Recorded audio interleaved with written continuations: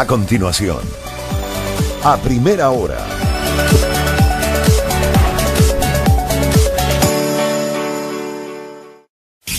El siguiente programa tiene clasificación A, apta para todo público. Contenido O, opinión y informativo. Las opiniones vertidas en este programa son de exclusiva responsabilidad de sus periodistas y entrevistados. Majestad FM respeta la libertad de expresión con responsabilidad. Majestad FM presenta a primera hora un recorrido informativo por los hechos más importantes del Ecuador y el mundo.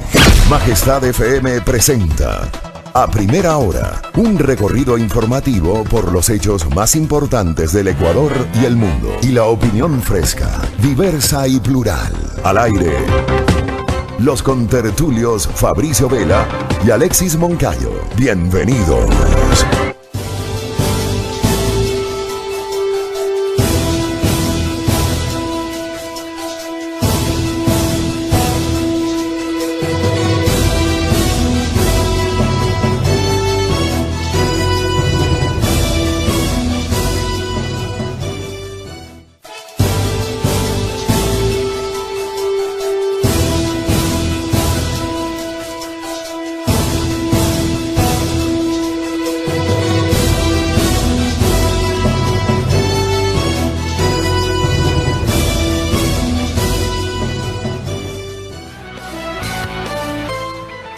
6 de la mañana con 5 minutos, ya es miércoles 9 de enero del año 2018, qué gusto que nos 2019, perdón.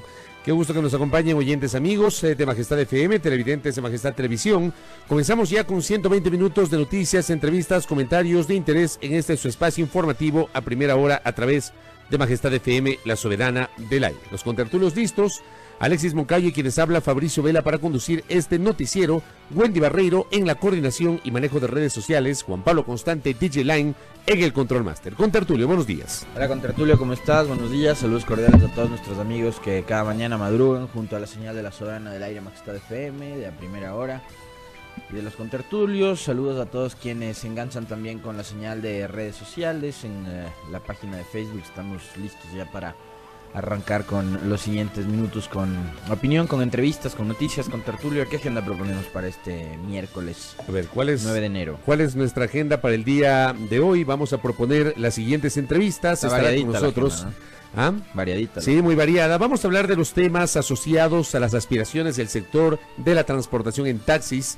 Fernando Valdés, presidente de UNATEC, visitará nuestra mesa de trabajo. Nos contará pues la postura de los señores taxistas en torno a la reducción del subsidio para la gasolina extra y Ecopaís, así como también la posibilidad de recibir una compensación. El asambleísta social cristiano e integrante de la Comisión de Desarrollo Económico y Productivo de la Asamblea Nacional, César Roón, también estará con nosotros. Con él estaremos hablando sobre la postura del Partido Social Cristiano en torno a la situación económica, así como también los casos de corrupción que han sido denunciados. Y el día de mañana, jueves, será la posesión para un segundo mandato consecutivo en la República Bolivariana de Venezuela del actual presidente Nicolás Maduro, tema que ha generado controversia.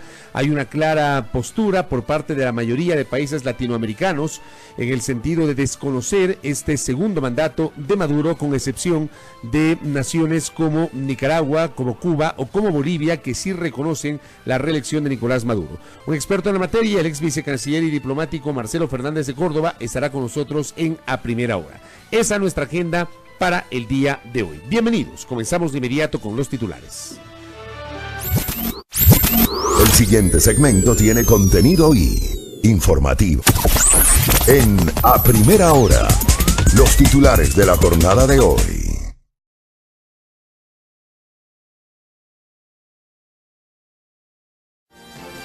6 de la mañana con 7 minutos, atención, diésel para transporte terrestre queda a $1 con 0.37 centavos en Ecuador. El gobierno condiciona compensación a taxis por incremento en el precio de la gasolina. PDVSA impuso sus intereses en la creación de la refinería del Pacífico. La consulta popular se aleja de las próximas elecciones seccionales. Pedro Delgado, primo de Correa, tiene 2 sentencias en su contra. Y los productores audiovisuales solicitarán al gobierno contar con un representante en el futuro Cordicón. 6 de la mañana con 8 minutos.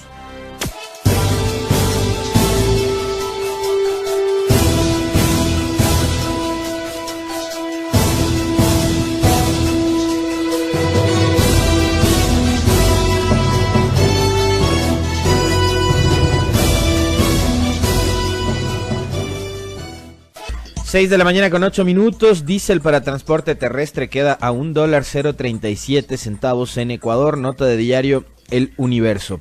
El gobierno nacional tuvo que emitir un nuevo decreto ejecutivo, el 632, para aclarar que el precio del diésel para el sector automotor quedará en $1.037 el galón. El decreto indica que el precio de venta al público en las estaciones de servicio a nivel nacional del diésel 2 y diésel premium destinado al sector automotor, específicamente a vehículos de transporte terrestre público y comercial y vehículos particulares para quienes no existirá restricción de cupos, y para cuantías domésticas es de $1.037. La emisión del decreto se concreta tras reuniones con varios sectores de transporte como el pesado, escolar, entre otros, que se oponían al alza del costo del diésel programada para el 15 de enero, de acuerdo con el decreto 619 emitido en diciembre pasado. El documento se conoció la mañana de este martes y horas después, en Quevedo, Abel Gómez, líder de la Federación Nacional de Cooperativas de Transporte Público, anunció en una asamblea con todos los sectores de la transportación a diésel que el valor de $1.037 se mantiene para ellos. Esto no tiene un tinte desestabilizador para el gobierno, al contrario, es un llamado de atención a ciertas decisiones erróneas que se cometen en la parte financiera que afecta a los ecuatorianos. 6 de la mañana con 9 minutos.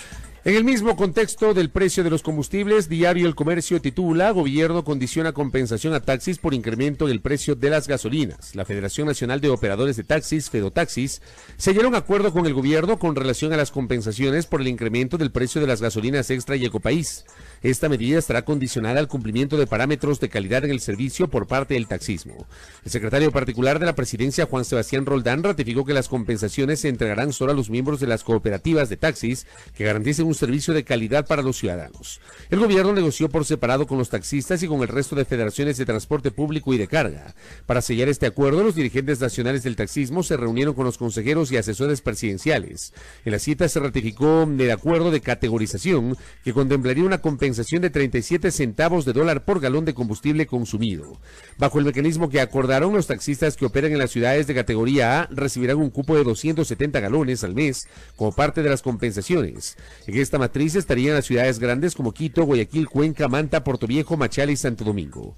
En la categoría B, con un cupo de 230 galones, estarían los propietarios de taxis que desarrollen sus actividades el resto de las capitales provinciales, mientras que para el resto de cantones se asignará la categoría C, que según la propuesta alcanzaría un techo de 210 galones mensuales por concepto de compensación. Para efectivizar el acuerdo, los taxistas recibirán una tarjeta que podrán presentar en las estaciones de servicio y estará cargada con el cupo de galones por cada ciudad. 6 de la mañana con 11 minutos.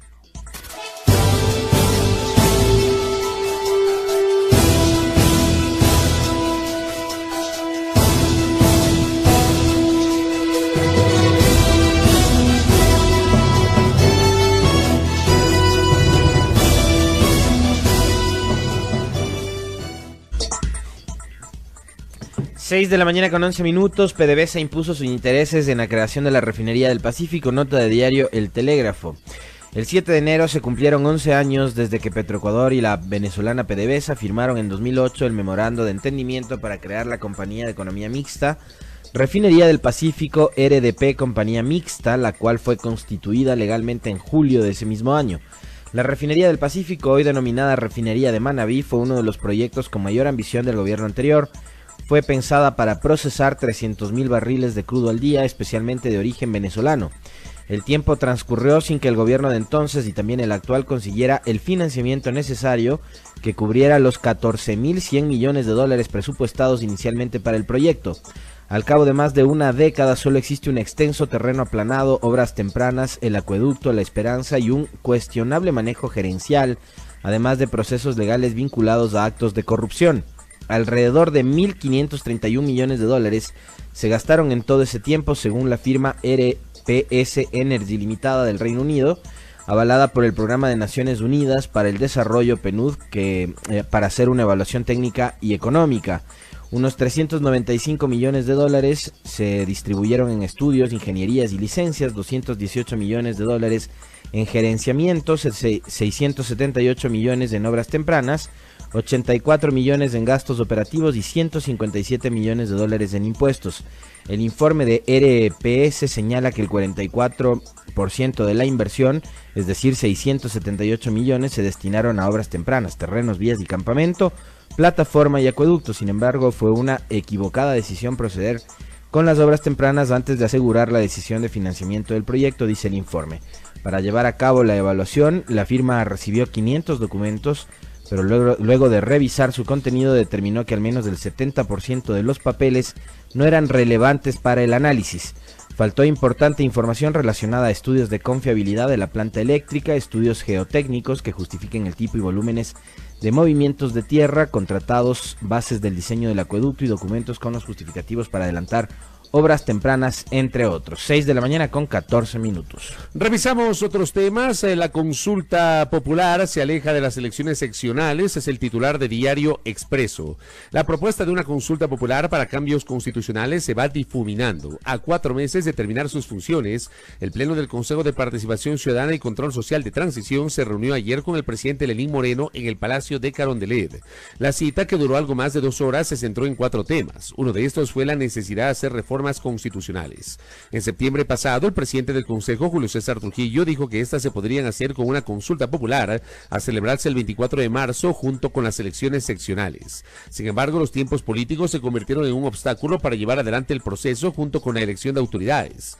Ante esta dificultad, el consejero Pablo Dávila dijo ayer que lo que sí hará el Consejo de Participación es al menos una lista de propuestas de reformas constitucionales para presentarlas al Ejecutivo y otros poderes del Estado para que se tramite como corresponda. Pero el principal motivo de la visita del Consejo a Carondelet fue mostrar su apoyo incondicional al presidente ante las reformas institucionales emprendidas desde mayo del 2017. Trujillo reconoció que la situación económica y política de los últimos meses se ha puesto bastante aguda y conflictiva y por eso era necesario demostrar adhesiones. Consideramos que su presencia en la presidencia es una garantía, acaso la única vía para preservar la vía constitucional, manifestó. 6 de la mañana con 15 minutos.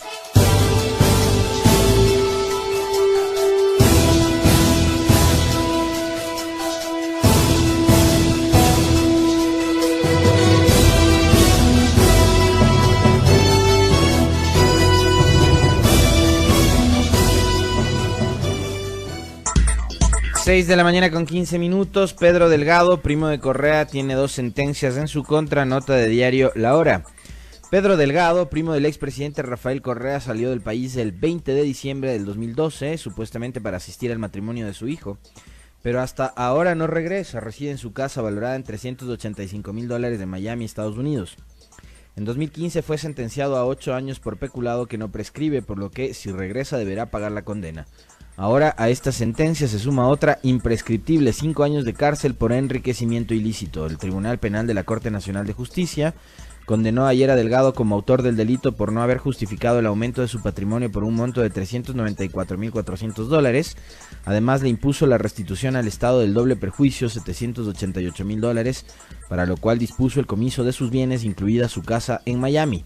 Los jueces Iván Saquicela, Marco Rodríguez y Silvia Sánchez resolvieron que el primo de Correa era culpable en función de la prueba presentada por Fiscalía, Contraloría y el Banco Central como acusador particular, mientras que durante la audiencia, que duró un poco más de 4 horas, la defensora pública Lolita Montoya, a nombre de Delgado, no presentó ninguna prueba y su alegato fue que la Fiscalía tenía que destruir la presunción de inocencia. Delgado fue llamado a juicio en septiembre del 2017, pero no fue hasta ayer que se realizó la audiencia de juicio. La investigación inició con un examen especial de la Contraloría, 4 declaraciones juramentadas de Delgado del inicio y fin de gestión de los cargos de asesor de la presidencia y presidente del directorio del Banco Central entre el 1 de julio de 2009 y el 2 de enero del 2013. En ese periodo, Delgado recibió remuneraciones por $198,400 y no registró ninguna otra fuente de ingresos. Pero al ingresar su gestión en el Banco Central declaró en activos $475,200, en pasivos $426,400. Estos valores levantaron la sospecha de la Contraloría. Ayer la Fiscalía interrogó a los 3 miembros del equipo de auditoría del organismo de control y al perito que hizo la experticia financiera contable. Precisaron que Delgado no justificó el ingreso de $99,652 en su cuenta del Banco del Austro y $58,300 en su cuenta del Banco Rumiñahui. 6 de la mañana con 18 minutos. Cerramos este bloque de noticias nacionales con una nota que publica el portal ecuadorinmediato.com. Productores audiovisuales solicitarán al gobierno tener un representante en el Cordicón. Tras las manifestaciones que realizaron los productores audiovisuales del Ecuador en Quito, Guayaquil y Cuenca para mostrar su inconformidad a las reformas a la Ley Orgánica de Comunicación, autoridades de la Secretaría de Comunicación SECOM se reunirán hoy miércoles con representantes del gremio para escuchar sus propuestas. Según comentó Daniel Andrade, uno de los voceros de los productores audiovisuales, para proteger la actividad laboral y producción nacional solicitarán al régimen que no se modifique 2 artículos de la ley, que se cumpla la cuota de pantalla y compra de largometrajes y contar con un representante en el Cordicón. Buscamos que no exista una regresión en los derechos que existe en la actual ley, dijo Andrade, y destacó que sus peticiones tienen que ver con el sector audiovisual en general. 6 de la mañana con 19 minutos.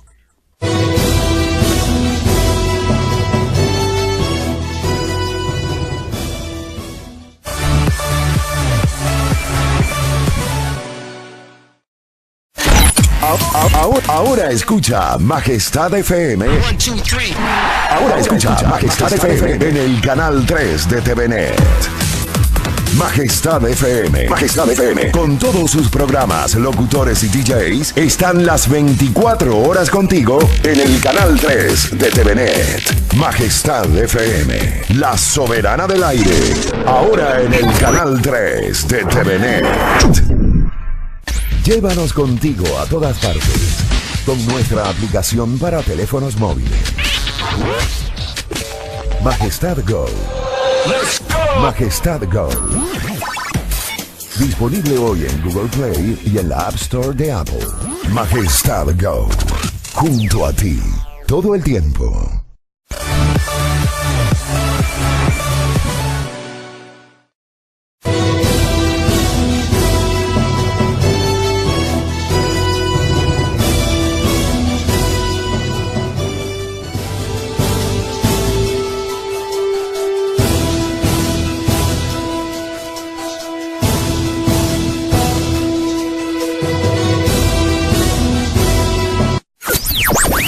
El siguiente segmento tiene contenido o opinión.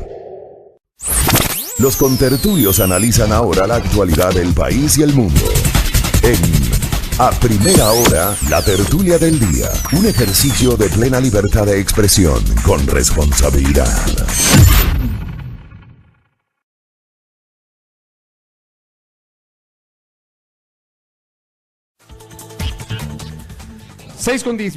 Seis de la mañana con 21 minutos. Contertulio, ¿cómo le va? Bien, Contertulio. Sírvase un cafecito, Bueno, por favor. Muchas gracias, muy gentil. Está riquísimo el café. Muy gentil. Es del mismo que nos diste ayer, Carismática. Está bueno, está muy rico. ¿Es el Galetti? ¿Ah? El Galetti, qué rico. ¿Y ya te pagaron por la publicidad? No.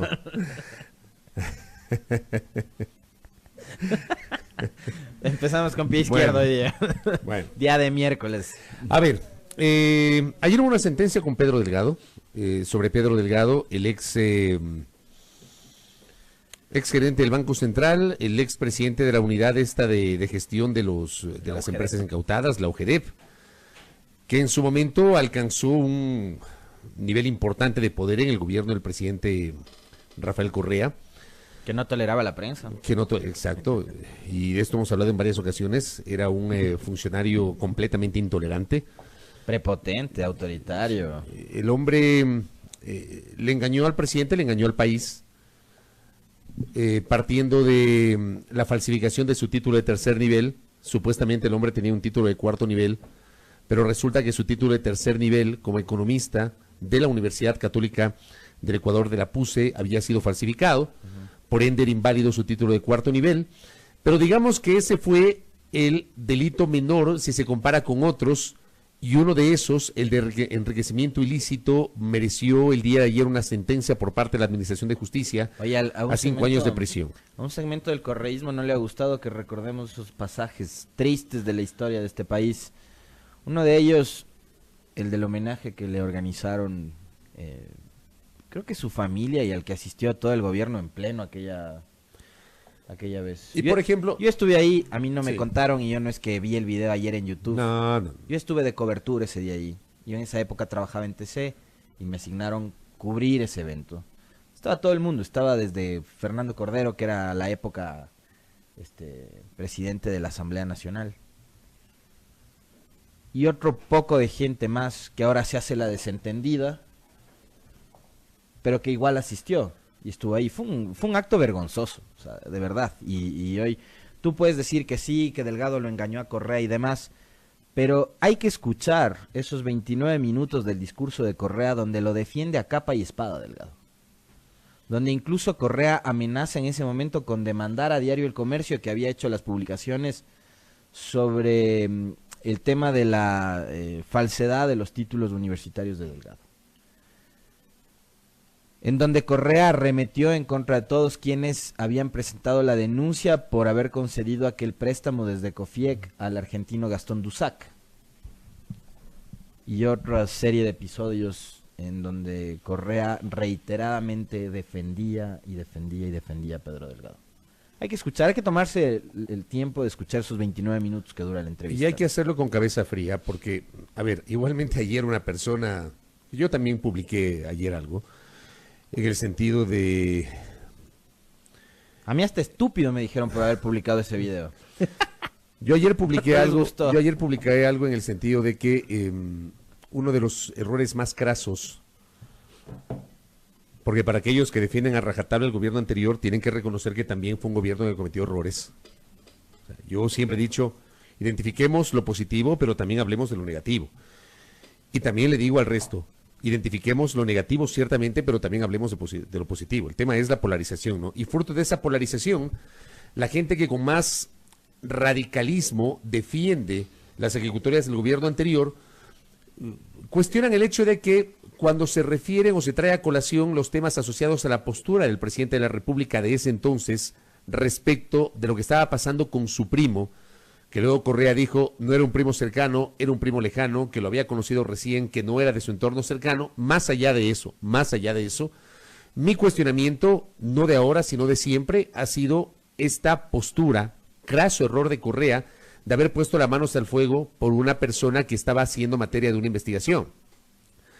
Y eso se expresó, por ejemplo, en este homenaje de desagravio que tú bien lo anotas, fue uno de los salones del Hotel Quito, con la presencia de prácticamente todo el gobierno en pleno, y que sirvió para denostar a los medios de comunicación, entre ellos Diario El Comercio, que había generado las publicaciones respecto de estas irregularidades que luego terminaron por comprobarse, terminaron siendo comprobadas respecto de Pedro Delgado. Y alguien me decía, por ejemplo, ayer, que, o sea, no entendiendo el sentido de lo que uno muchas veces escribe o de la postura que uno tiene, que sí que tú puedes confiar, que te traicionan la confianza. Yo no hablo de eso.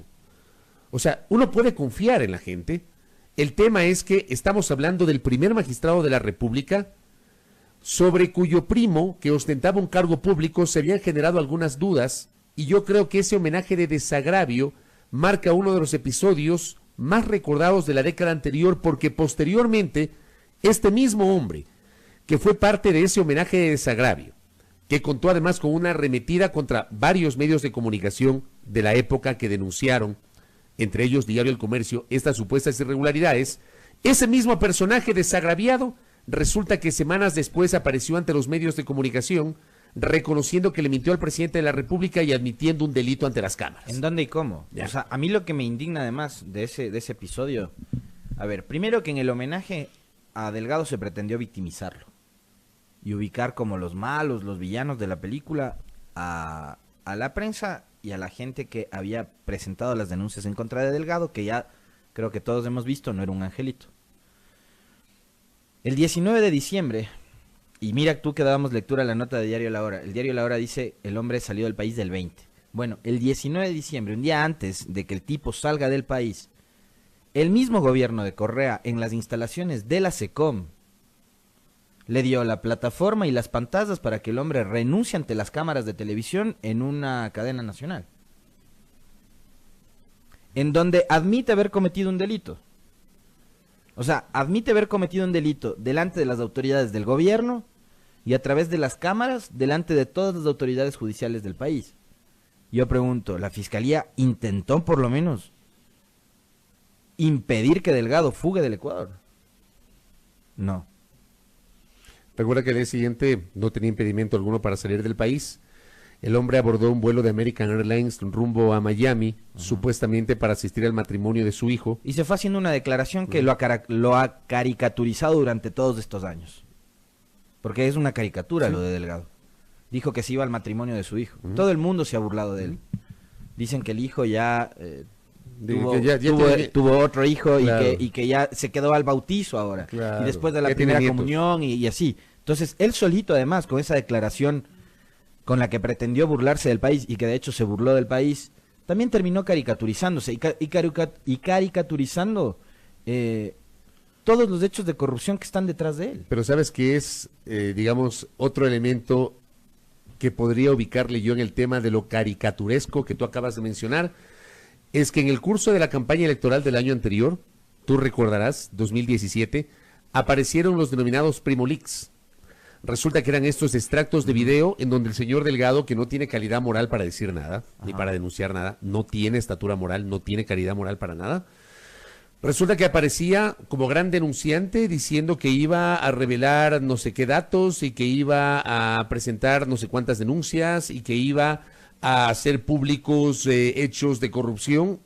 Creo que hasta el sol de hoy no se ha recibido ninguna evidencia concreta de lo que este hombre anunció en los denominados Primo Leaks, que de tuvieron una gran viralidad por parte de un segmento de la comunidad, sobre todo tuitera. Y le dio una entrevista a Carlos Vera también.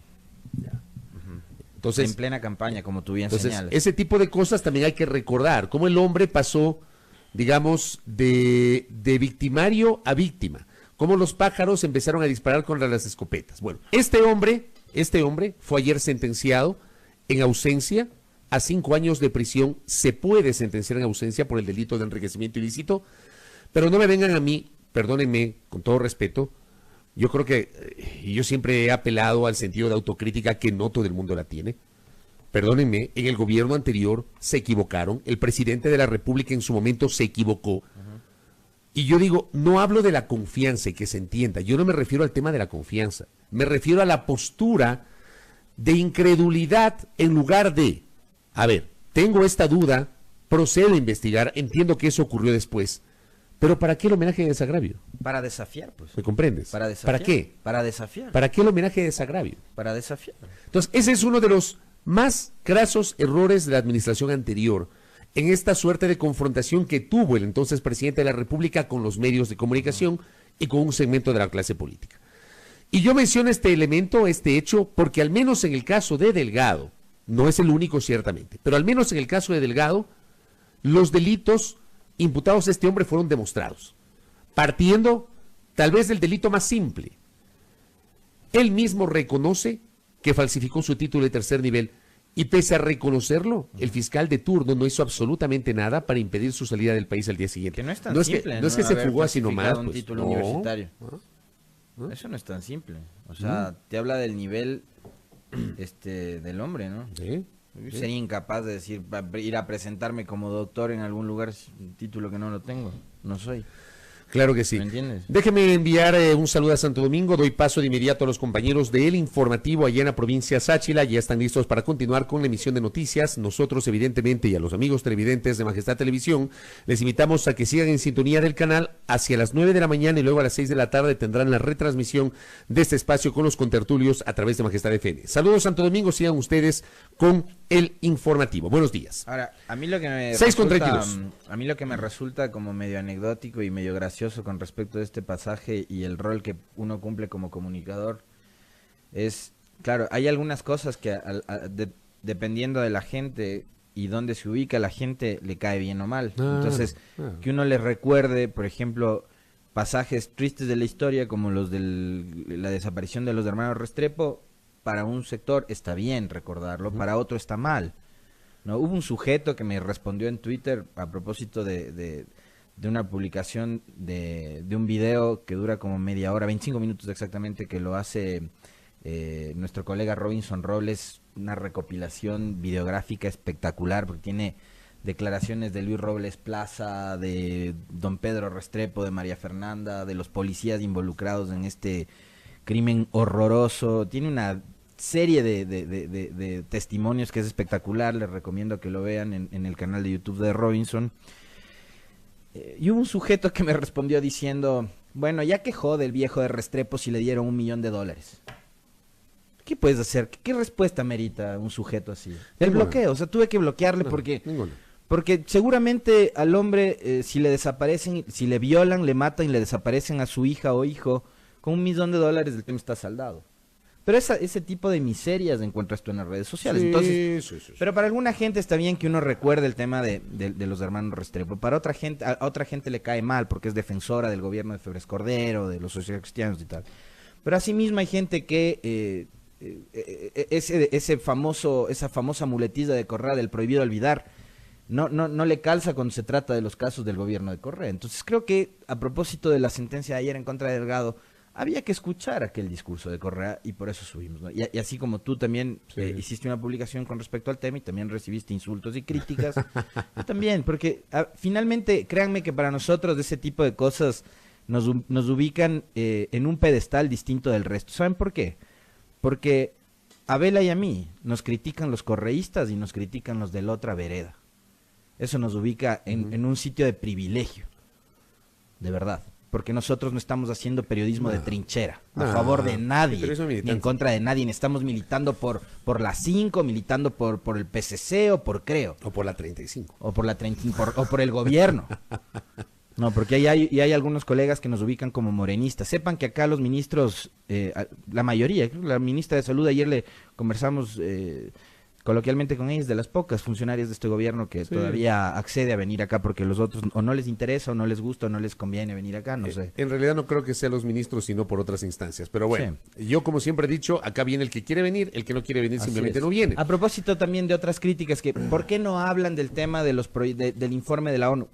Hemos intentado que venga gente de Naciones Unidas, nos han dicho que no.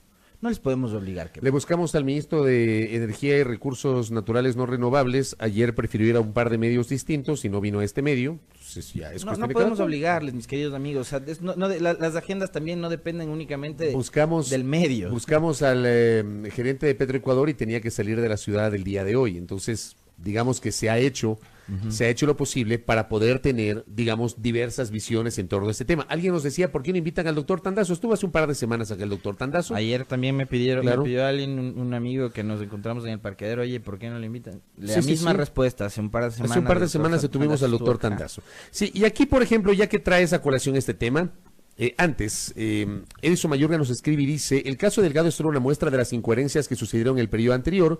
Uno no puede soltar una postura y hacerla pública, amenazar incluso desnaturalizando todo sentido de uso del poder. Ese es mi punto, que bien que lo entienda Edison, para luego decir no era así, tampoco es que era mi primo, apenas lo conozco. Lo mismo pasó con Capaya y con otros más. Exacto. A ver, yo quiero insistir y espero que se entienda. Yo lo que señalo es que sí, tú no puedes garantizar que el funcionario, si eres presidente de la República o si ocupas un alto cargo de poder, tú no puedes garantizar que en tu entorno alguien no cometa una incorrección, alguien al que tú le has dado la confianza, alguien en el que tú confías ciegamente, eventualmente pueda cometer una incorrección e incluso te pueda fallar. Yo no hablo de eso. Yo hablo del hecho de que si estás en el ejercicio del poder, por lo menos tienes que tener el beneficio de la duda. Y eso fue lo que no ocurrió, al menos públicamente, desde la visión de Correa, para poder mantener esa confrontación con un determinado segmento de la sociedad, me refiero a los actores de la oposición, y con los medios de comunicación, entre comillas, opositores al gobierno del presidente de la República de ese momento. Ese es mi cuestionamiento. Pero es que en ese afán, Correa, de siempre tener o pretender tener la razón, le hacía cometer esos deslices. O sea, por eso yo aquel homenaje vergonzoso que le hicieron a Delgado lo encuentro y lo ubico como tal, como un mecanismo para desafiar a la opinión pública, para desafiar a lo que decía la prensa en ese entonces. Yo no estoy diciendo que la prensa per se tiene la razón, pero si hay por lo menos un indicio de duda, suscribo tus palabras. O sea, como presidente de la República, en esa época ya tenía la estructura esta de la CENAIN, por lo menos mande a que le investiguen a su primo para saber qué de cierto hay sobre todo lo que están diciendo de Delgado, o dámele al funcionario y dígale, porque yo también coincido contigo. O sea, el presidente de la República no puede andar detrás de todos los 400,000 funcionarios que hay en el sector público. Pero tiene que dar el beneficio de la duda. Para andar husmeando en qué andan, ¿no? Pero tratándose sobre todo de la cercanía en cuestión de lo que significaba Delgado dentro del gabinete, porque no es que era un funcionario de tercer, cuarto nivel. No, Delgado era uno de los hombres más fuertes del gabinete. En su de momento Correa. se convirtió, así es. Y además su relación de familiaridad. Entonces creo que, sobre todo por eso, o sea, haber traicionado aquello también le convierte a Delgado en un canalla. Ya, y además hay otra cosa, sobre todo para quienes tienen memoria corta, solamente ven lo que les interesa, o para aquellos más jóvenes que probablemente no vivieron hechos parecidos o similares en gobiernos anteriores. O sea, refresquemos un poquito la memoria. Vamos al tiempo de Febres Cordero. Tú recordarás, pues, estimado contertulio, más allá de que tú y yo éramos muy jóvenes, pero esto recoge la historia. La postura de Febres Cordero respecto de su ministro de gobierno de la época, el ya fallecido Luis Robes Plaza, que fue censurado y destituido por el Congreso Nacional y cuya censura y destitución no fue aceptada por el presidente de la República. ¿Ya? Partamos de un ejemplo, Partamos de ese ejemplo. Vamos, por ejemplo, al gobierno de Sixto Durán Ballén. Si vamos a hablar de alguien cercano, de un familiar, vamos al caso de Flores y Miel. ¿Y cuál fue la postura de Durán Ballén? Que cuando falleció aquí todo el mundo empezó a hablar y recordar la supuesta tolerancia. Perdóneme, el presidente Durán Ballén, yo sí empecé a trabajar en el gobierno del presidente Durán Ballén como periodista, y el presidente Durán Ballén no era precisamente de los más tolerantes. Vean el con la documental prensa. de María Fernanda Restrepo de Con mi corazón en llamo, para todos los que hablan del espíritu democrático de Durán Ballén, No, que ahora falso. lo han convertido en un paradigma de los gobernantes democráticos. Vean lo que pasa con el tema de los Restrepo y la actitud tan democrática de Durán Ballén. Pero el gobierno del presidente Durán Ballén no era un gobierno precisamente tolerante con la prensa, perdóneme, pero no era así. Y no vamos a hablar del tema de Dajic, que yo sí lo separo, pero sí hablemos de un tema que afectó al entorno familiar del entonces presidente de la República, el caso Flores y Miel. Digo, la gente tiene memoria corta. Vamos al caso del gobierno del presidente Gutiérrez. Las dudas que se generaron en torno al supuesto poder que tenía su cuñado. Recordemos eso. Vamos más atrás, vamos al gobierno de Bucarán. ¿Cuál era el rol de los hermanos del presidente de la República en aquel tiempo? Sobre todo de Santiago. Y del hijo, de Jacobo. Y de Jacob. O sea, no nos quedemos solamente en los hechos de la última década. Ampliemos un poquito la visión. Esto ha ocurrido siempre. Yo lo que sí cuestiono es el hecho de que tienes un gobernante o una persona que ostenta el poder que pone las manos al fuego por un familiar o por un funcionario. No, yo no cuestiono la confianza, porque a todos nos pueden fallar en ese sentido. No cuestiono la confianza. Yo hablo del tema de que cuando ejerces el poder tienes que por lo menos otorgar el beneficio de la duda.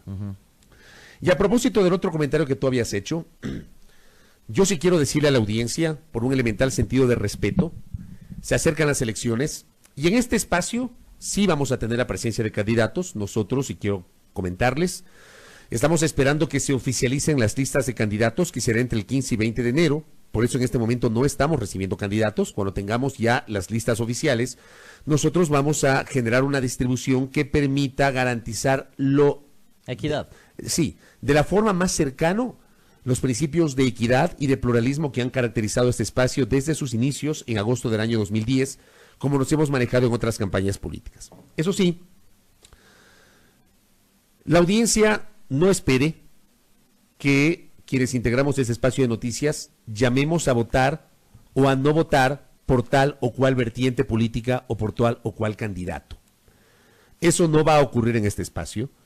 En este espacio, sí, a nosotros tenemos una visión política, tenemos una visión ideológica, tenemos una forma de pensar, pero a lo largo del tiempo nos hemos caracterizado en este espacio por manejarnos en función de aquello, respetando los principios de pluralidad y de diversidad en el plano de la opinión y de equilibrio informativo en el caso de la información, valga la redundancia.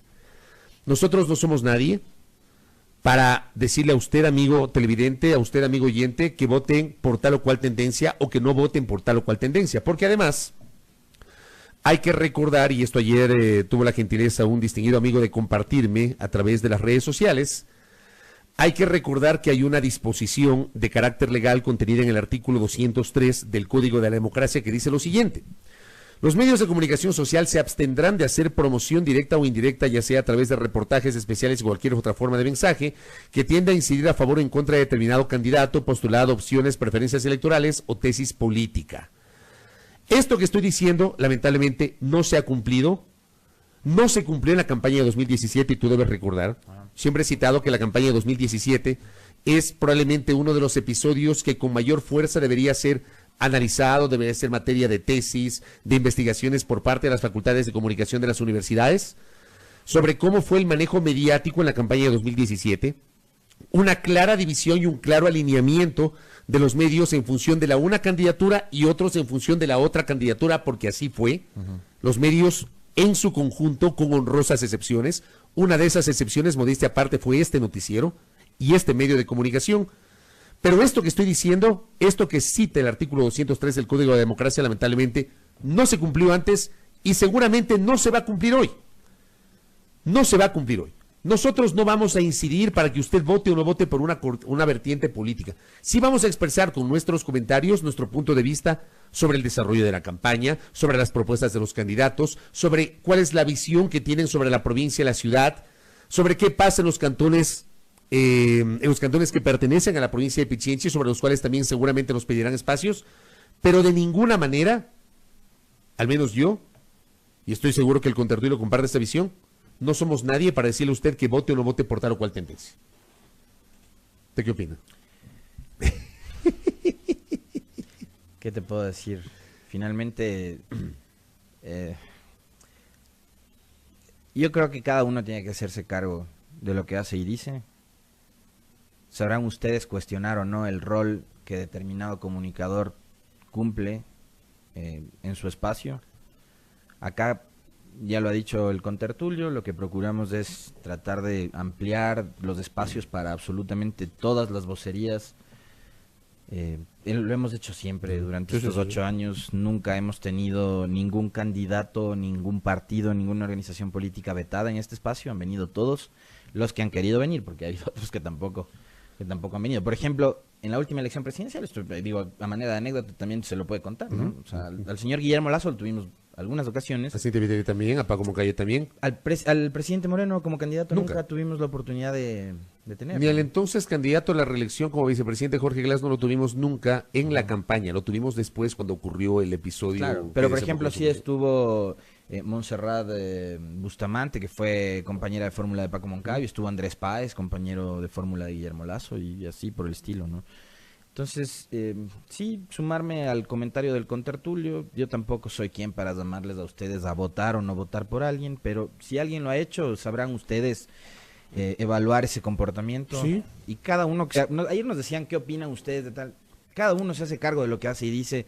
Nosotros no somos quien para cuestionar a determinado colega, porque después además a nosotros nos dicen que pretendemos dar clases o lecciones de periodismo, lo cual nunca ha ocurrido. Sí, eso no somos quien nosotros para decir a un colega qué es lo que tiene que hacer y no hacer, hazla cada uno. Oye, a propósito de otro tema adicional, porque alguien nos decía ayer que hemos como que tratado de echarle tierra al tema del informe de la ONU, cosa que no es así. O sea, digo, también hay que contarles, ¿no? Ya les dijimos que buscamos a la gente de ONU, nos dijeron que no, hemos buscado al ministro Pérez, prefirió ir a otro medio y así por el estilo. Sobre otro tema, el tema de Ana Galarza, nos dijeron que nosotros aquí hemos dado muchísimo espacio para las denuncias en contra de los correístas, decirles que primero Norma Vallejo ya no era correísta, era de la bancada de Alianza País cuando fue destituida, y se tuvo en una ocasión a Fabricio Villamar, se le invitó a Norma Vallejo y a su abogado, y no vinieron, ¿no? Ya, en el caso de Norma Vallejo. Sí. En el caso de Sofía Espín estuvo aquí. Estuvo ella y estuvo Esteban Bernal. Esteban Bernal. Le hago el pedido públicamente a la carismática de que invite a Ronnie Aliaga, el asambleísta de la bancada de la Revolución Ciudadana, que ayer formalmente presentó la denuncia en la Secretaría de la Asamblea en contra de Ana Galarza. Formalmente le pido a la carismática que le invite al asambleísta Aliaga, que ha formalizado la denuncia, y que también le invite al asambleísta Ana Galarza para que acuerdo. su descargo aquí en este espacio. Claro, pero también... Porque había que superar el tema del chisme, del dimi direte. A eso me refiero. O sea, acá finalmente nosotros no estábamos tratando de hacer periodismo de escándalo, de farándula, de que, a ver, respóndele, ¿qué dijo? ¿Le hacía o no le hacía los deberes? No, a ver, que vengan acá y que presenten el cargo y el descargo correspondiente ahora que ya hay en lo político una denuncia formal. Y en lo judicial también. Sería oportuno tenerle al que ha presentado la denuncia, su ex asistente, con su abogado, para que nos digan finalmente cuáles son las pruebas en contra de Galarza. Entiendo que el abogado es el doctor Luigi García, ¿no? Luigi García, que es asambleísta alterno de la legisladora Mercedes Cuesta del movimiento Fuerza Ecuador. Ayer lo vi en las imágenes. Vamos a la pausa, al retornar estaremos ya hablando con Fernando Valdés de UNATEC sobre la postura del segmento del taxismo en torno a los temas del subsidio a la gasolina y también las compensaciones. 6 de la mañana con 47 minutos en la primera hora.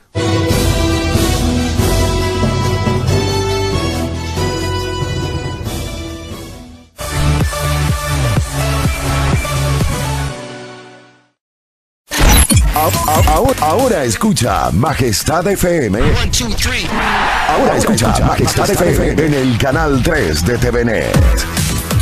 Majestad FM. Majestad FM. Con todos sus programas, locutores y DJs, están las 24 horas contigo en el canal 3 de TVNet. Majestad FM. La soberana del aire.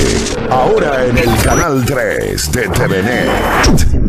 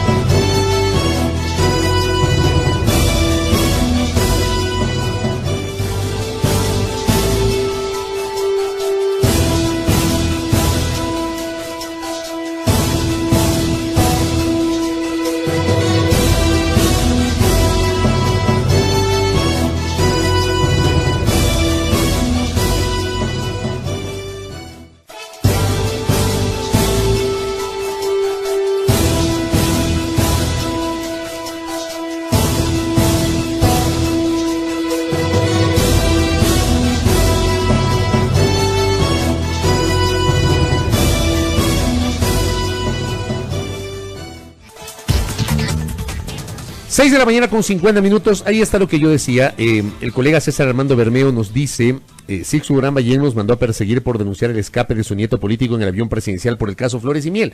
O sea, ampliemos la visión. No nos quedemos solamente en la última década. Analicemos lo que ha ocurrido en gobiernos anteriores. ¿Ya? No nos quedemos solamente en la última década. Solamente identificamos los errores de la última década, que sí los cometió. E identifiquemos, aprendamos a identificar también los errores de la última década. Porque en la última década no todo fue bueno. Como yo también estoy convencido que en la última década no todo fue malo. Pero tenemos una sociedad tan polarizada, que claro, tienes a los unos para los cuales todo fue bueno y no puedes señalar o no puedes criticar aquello que probablemente fue negativo. Y tienes a los otros que creen que nada fue positivo y no puedes señalar algunas cosas positivas porque ya te encasillan.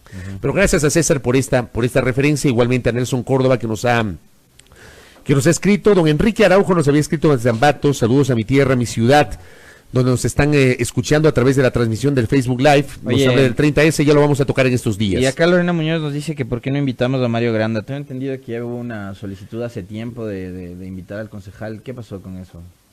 Sí, yo le dije, no se olvide.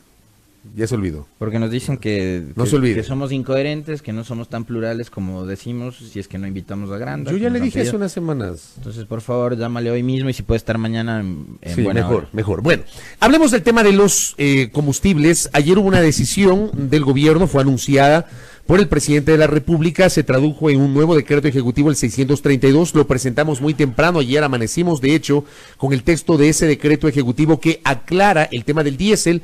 El precio del diésel se mantiene tal cual para el sector automotriz. Para el sector industrial entiendo que el gobierno está todavía analizando mecanismos de compensación, de focalización, etcétera. Para el caso del diésel, para el transporte de pasajeros, el transporte de carga, para el sector automotriz se mantiene tal cual. Recordar que en diciembre se redujo el subsidio para las gasolinas Extra y Ecopaís, y a partir de ese momento ya hubo evidentemente un reclamo, una postura por parte del sector del taxismo que sí utiliza este combustible, la Extra y la Ecopaís en el caso de las provincias de la costa donde se distribuye este combustible. Ayer hubo una asamblea, una reunión ampliada de las diversas federaciones, de los gremios que aglutinan el taxismo en la ciudad de Quevedo, provincia de Los Ríos, y se ha adoptado una decisión que yo debo decirlo me ha sorprendido. El sector del taxismo no va a aceptar en su conjunto o en su mayoría la compensación ofrecida por el gobierno, esto en base a lo que ayer se resolvió en esta asamblea. Fernando Valdés, presidente de UNATEC, nos acompaña y estuvo ayer en Quevedo. Justamente le hemos invitado para referir un poquito de detalles sobre lo que se habló y sobre lo que se le resolvió. Señor Valdés, bienvenido, buenos días. Bienvenido. Muchísimas gracias por esta oportunidad. Quiero mandar un saludo muy cordial a todos los compañeros transportistas que en este momento ya están laborando y de manera especial a la ciudadanía. Nosotros hemos sido claros en nuestra postura. Primero, nosotros hemos socializado con todos y cada una de nuestras filiales. Esto es importante, Fabricio, porque nosotros no emitimos criterios sin antes nosotros no conversar con las bases.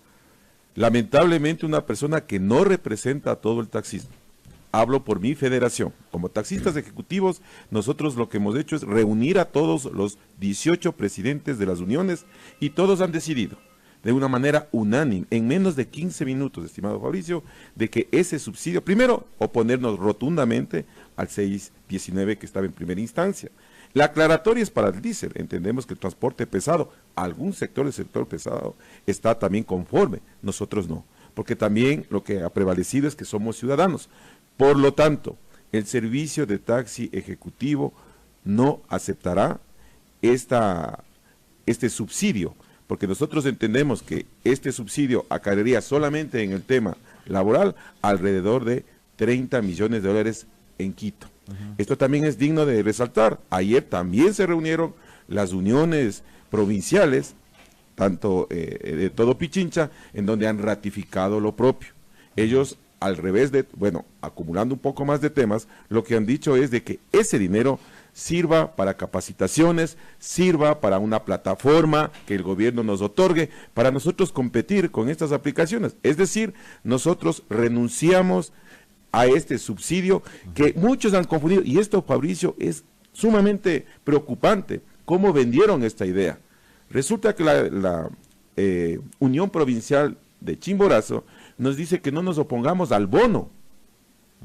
Los compañeros taxistas que me están escuchando deben entender que no es un bono que nos está otorgando el Estado. Hablamos de la tarjeta esta, sí, con los cupos para compensación. Con ello ya tendría yo para pagar las mensualidades o para pagar las multas que eventualmente salen en las compañías o en las cooperativas. Entonces nos critican diciendo que nos estamos oponiendo a un bono que entrega el gobierno. Esto pasa porque no ha habido socialización.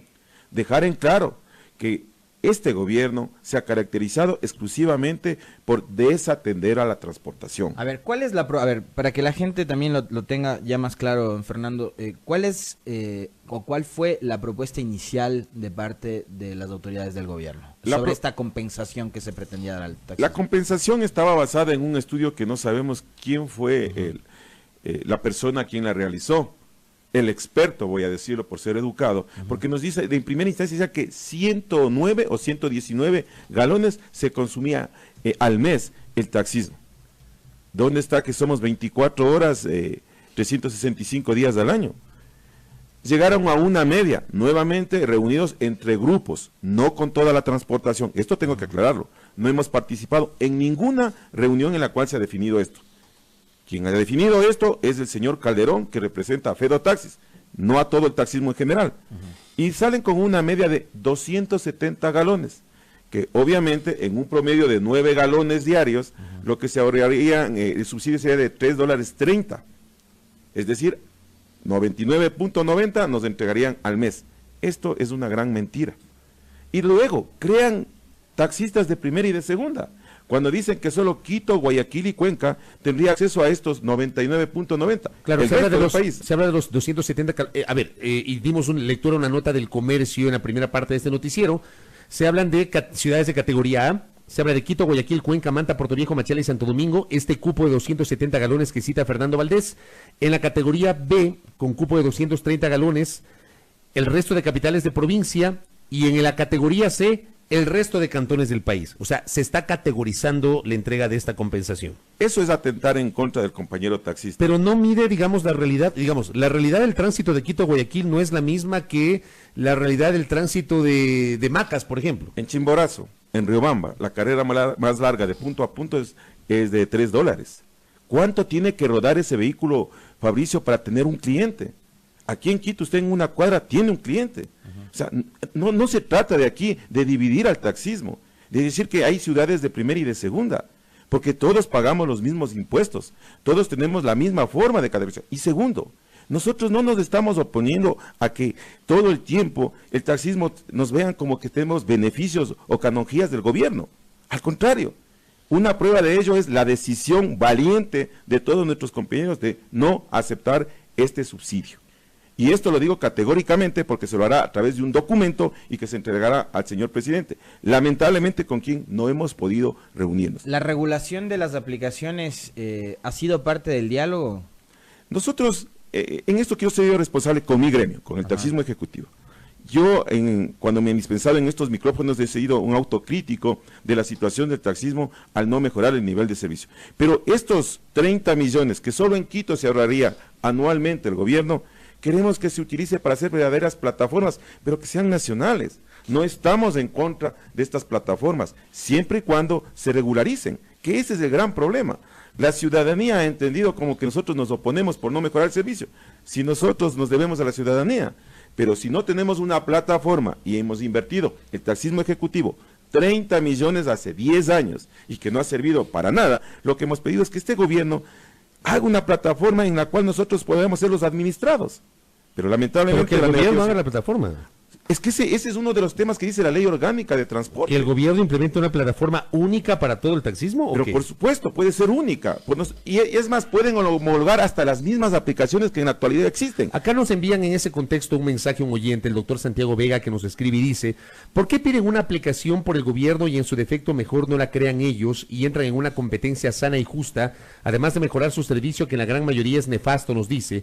Además, claramente la ley dice el uso del taxímetro, ¿por qué no lo usan constantemente? ¿Qué le responde usted a este oyente que nos está escribiendo? Bueno, saludar esta pregunta. Primero, el taxímetro que nosotros utilizamos es el que está legal.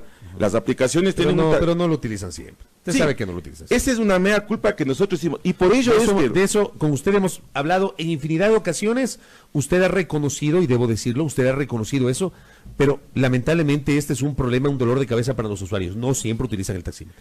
Estimado Fabricio, nosotros hemos hecho un mea culpa, pero ¿dónde está el control y la fiscalización de la autoridad? Diferente fuese que si nosotros tuviéramos esa potestad de que al compañero que no utiliza el taxímetro, que nos hemos cansado, y ayer una de las resoluciones fue eso, 7 compañeros dirigentes dijeron de los más de 500 dirigentes que estuvieron en la unión de cooperativas, que debemos utilizar el taxímetro y cambiar esa actitud hacia el usuario. Pero ¿dónde está la autoridad de control? ¿Dónde está la primera persona que haya denunciado y que haya sancionado? El problema es que la persona que va a denunciar, lo he dicho aquí, se nuevamente revictimiza cuando hay un largo letargo. Automáticamente con una plataforma tecnológica, estimado Fabricio, ni siquiera deberían que averiguar. Persona que sea denunciada debería ser sancionada. Si esto no lo hacemos de la mano con la capacitación, que nuevamente nos botan la pelotita a los dirigentes, dígale usted a una cooperativa que deje de trabajar un compañero un día por una capacitación, pero si es una exigencia, como la revisión técnica vehicular, le apuesto a que sí, Fabricio. Si no nos ponemos de acuerdo esta trilogía, autoridad, taxismo y ciudadanía, va a seguir siendo nefasto. Y estas aplicaciones nos van a seguir ganando el espacio porque nosotros no mejoramos. Usted, por ejemplo, dice... no es que se oponen a las aplicaciones, sino que exigen su regularización. Ayer entiendo que en cambio el dirigente Carlos Brunis había enviado algunos contactos, una postura señalando: no queremos subsidios, fuera plataformas y control de la informalidad, nada más. Sí. ¿Usted suscribe esta postura de Carlos Brunis? Sí, estamos claros. Lo que pasa es que el contexto es más amplio. Nosotros estamos diciendo las aplicaciones tecnológicas que existen en el Ecuador no es desde ahora. Esto ya venimos bregando con ello más de 12 años. Lo que hemos dicho es tenemos una homologación, Fabricio, y esto por favor siempre le he pedido, amplificar este tema de la homologación. No es que nosotros decimos no, hay un reglamento en la Agencia Nacional que obliga que las plataformas sean homologadas para que pueda utilizar el taxista. Fernando Valdés, a través de nuestras operadoras, de los más de 14,000 compañeros que fueron legalizados en el 2009, ha invertido 30 millones de dólares solo en accesorios, comprándoles aplicaciones que supuestamente estaban homologadas, es decir, autorizadas, y no han servido para nada. Ahora, lo que en base o con base en lo que usted está señalando, uno entiende que frente a este tema de la compensación, el gremio del taxismo está dividido. Sí. No hay una totalmente dividido. Pero si están divididos, entonces, ¿cómo el gobierno adopta una decisión? Es lo que si ustedes mismos no se ponen de acuerdo. Porque primero tienen que ponerse ustedes de acuerdo, pues. Le voy a poner un ejemplo. El gobierno, eso decía, divide y ganarás, tal vez será. El día de, antes de ayer, nos invitaron a una reunión en la presidencia, a las federaciones, a las 3 de la tarde. Luego cambiaron para la plataforma gubernamental. Finalmente, estimado Fabricio, un grupo estuvo con el ministro de Finanzas, otros en la plataforma y otros esperando en la presidencia. Eso para nosotros es dividir. Lo propio, el 619 abarcaba diésel y gasolina. Separan el diésel y dicen que es lo mejor y que todo el movimiento de los vehículos es a través del diésel. No es así. Aquí en el taxismo, lamentablemente, la falta de socialismo y el querer ser el figuretti, salen diciendo que aportan en 270 con un subsidio y generalizan. Ese ha creado un malestar. No sé cómo ahora van a salir a decirles de que no todas las provincias. Acabo de leer también a través de las redes que en el norte ya también han emitido su criterio en el cual tampoco están de acuerdo. En las provincias del norte. Sí. ¿Cuál debería ser la solución a esto? Ya que usted dice, por un lado, que la dirigencia del taxismo está dividida, que no se puede segmentar o dividir, tampoco fraccionar entre ciudades de primera, ciudades de segunda. ¿Cuál debería ser la solución a nivel nacional, además, para la situación que está atravesando el taxismo con respecto al incremento del alza de los combustibles? Lo que nosotros siempre hemos dicho, mesas de trabajo, pero verdaderas mesas de trabajo. Pero a esas mesas de trabajo hay que llegar con una propuesta, don Fernando. ¿Cuál es la propuesta de ustedes? La propuesta de nosotros, si viene al tema del subsidio, nosotros hemos dicho claramente, queremos que el gobierno se ahorre ese subsidio, en tanto y cuanto sea ese dinero destinado hacia conocimiento e información. Me voy a apartar un poquito. El tema justamente de que aquellos compañeros, el tema de aquellas personas que tengan accidentes ya no pueden ser atendidos, porque resulta que no han pagado el tema del SPAT.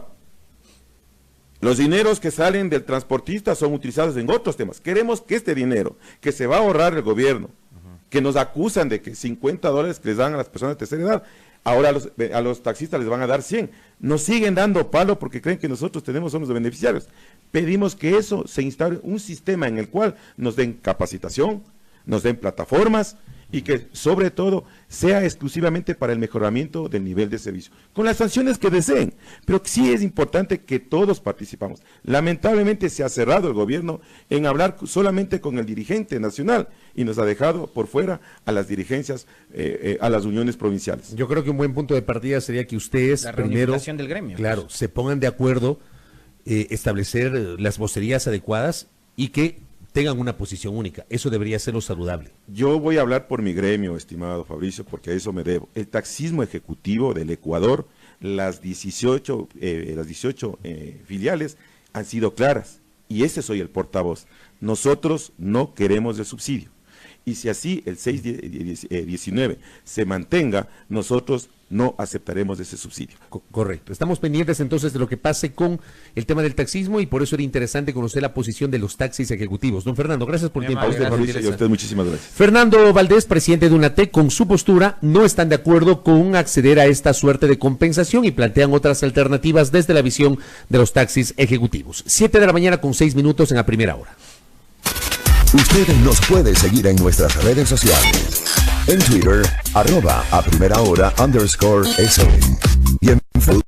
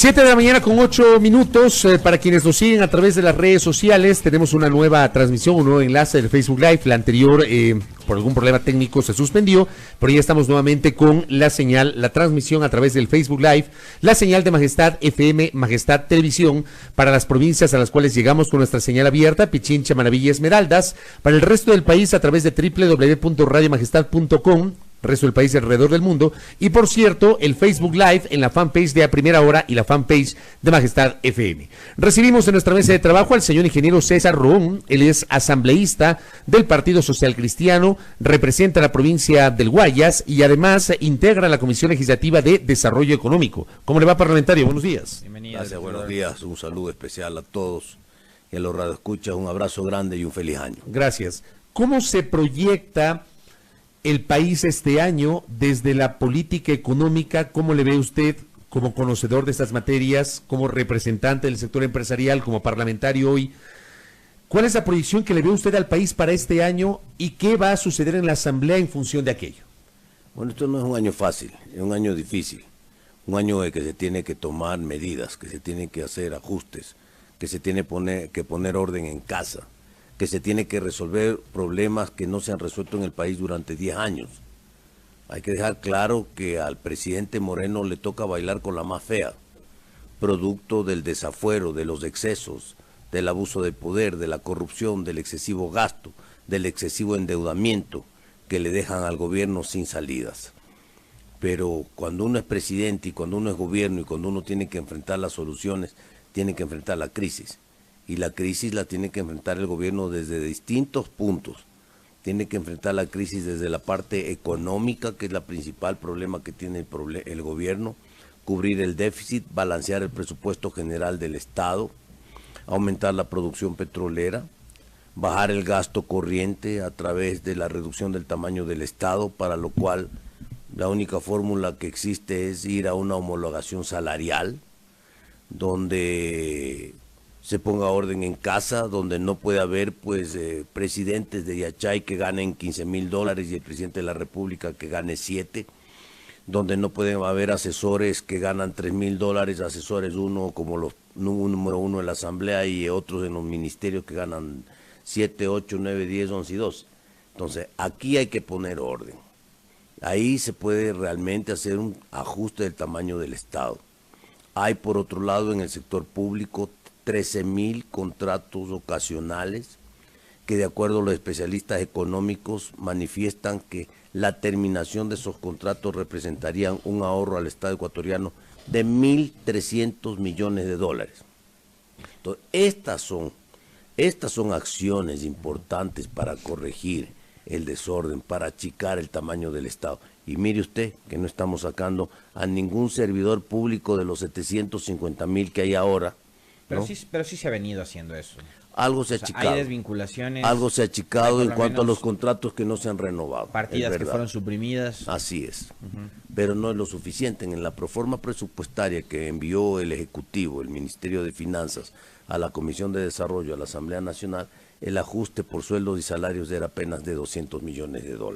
Y $200 millones es un caramelito frente al problema que tiene el Ecuador. Pero mire usted que, por ejemplo, esta semana, legislador, el diario Expreso publicó una nota, creo que de autoría del colega Javier Montenegro, que daba cuenta de que en comparación entre 2017 y 2016, perdón, 2018 y 2016, que fue el último año completo que estuvo en el poder Correa, 2017 ya solo hasta mayo, en comparación entre 2016 y 2018, este gobierno ha tenido más gasto corriente que en el periodo anterior. Bueno, Más de el 2,000 millones de año dólares. pasado, en la proforma que se aprobó para el año 2018, se aumentó el gasto corriente, se aumentaron los sueldos y salarios. Y la crisis no es de ahora. La crisis es una crisis sostenida que viene teniendo el país hace muchos años, desde el correísmo. Y hoy continúa la crisis. Entonces, realmente, si no hay un verdadero tamaño de achique del tamaño del Estado, la situación es difícil, porque no podemos seguir ni de los créditos ni de los impuestos. Los créditos se necesitan el día de hoy para estabilizar la economía, las finanzas públicas, pero para poner en marcha el país, para poner en marcha la producción, para generar incentivos que están en la ley económica, pero esos incentivos no se van a generar trabajo ni producción inmediatamente, sino en el tiempo, pero a través de políticas públicas que generen confianza, que generen trabajo, que generen dinamismo económico. Y le voy a poner un ejemplo. El Ecuador lamentablemente, no ahora, desde hace 20 o 30 años, vive de 5 o 6 sectores productivos no petroleros. El café, el cacao, el banano, la pesca, el camarón y las flores. No hay más sectores importantes no petroleros. ¿Qué tiene que hacer el Ecuador? Empezar a trabajar. La crisis es una oportunidad para empezar a crear esta dinámica económica, para promover nuevos sectores productivos de exportación, para promover el trabajo, el empleo. Los dólares, la dolarización se mantiene con dólares. Pero el Ecuador necesita promover 5, 10, 15, 20, 100 sectores nuevos más para que pase lo que ha pasado en el Perú. En el Perú del 2006 se exportaba 6.000 millones de dólares. Hoy se exportan 50.000 millones de dólares. Esa es la vuelta, ese es el giro económico que tiene que dar el Ecuador. Y para eso pues necesitamos ir poniendo en orden la casa. Uno de los proyectos que tuvo en marcha el gobierno anterior, y que lamentablemente digo porque eso, si salía bien, le iba bien al país, era el tema precisamente del cambio de la matriz productiva, ¿no?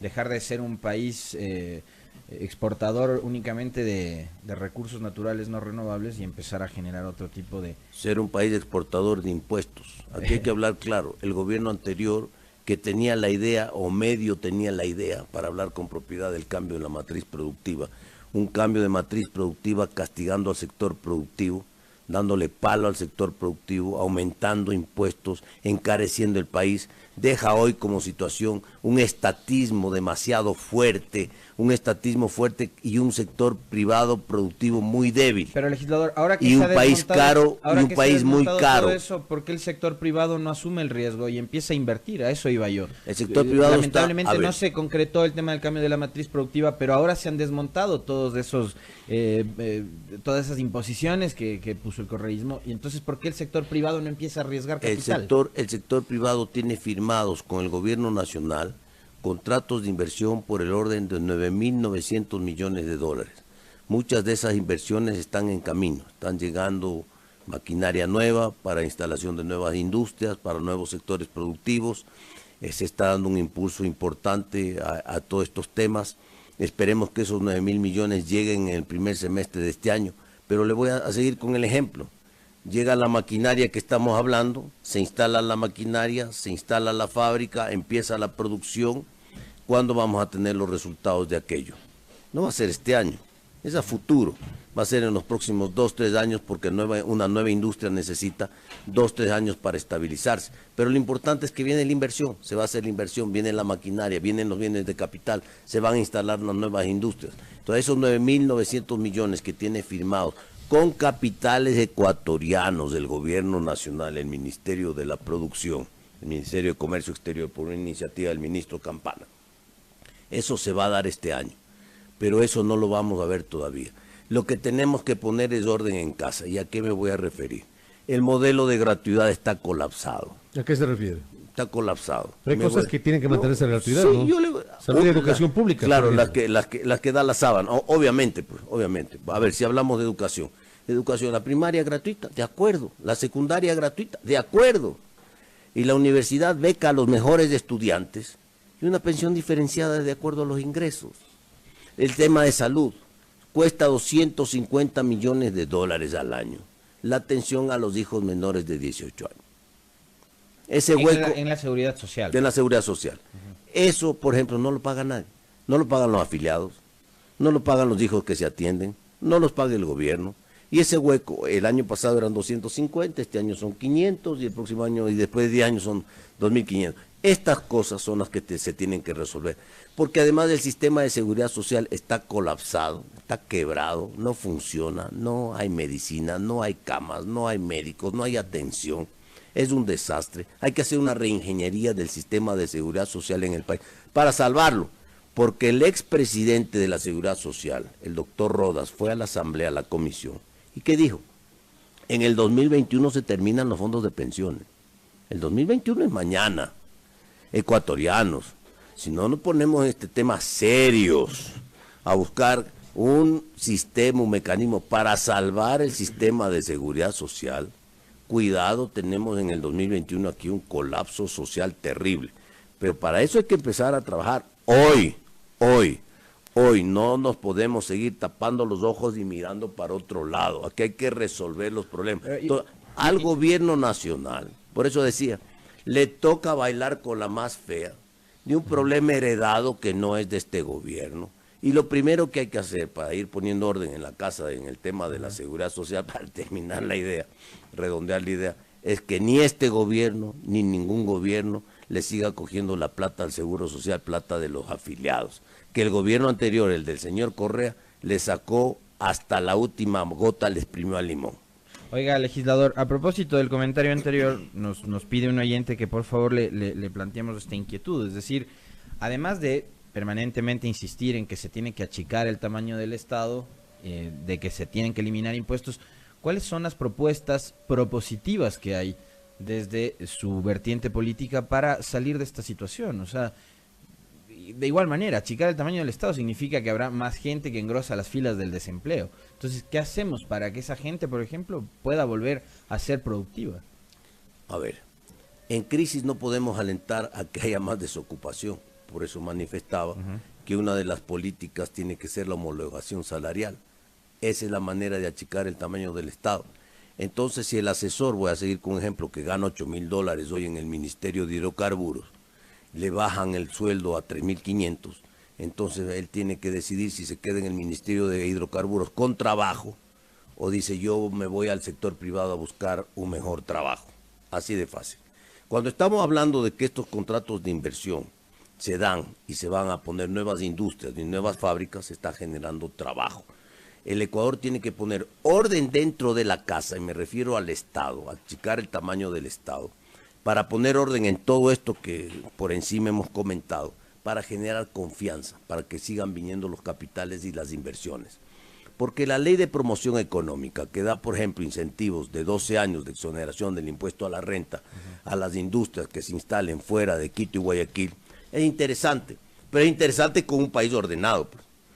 Interesante con un país que tenga costos reales. No es interesante un país caro. El Ecuador es un país caro. Pero si es un país caro, contra eso tenemos que vivir y enfrentar. Y por ejemplo, la revisión de los subsidios de los combustibles no hace que el país sea más caro, ahora que tenemos que pagar más por la gasolina, más por los combustibles, ¿no hace que eso genere un proceso inflacionario que le pueda ir en contra? El tema de los combustibles tiene que analizarse desde el punto de vista de los subsidios. ¿Usted está de acuerdo con el decreto 619?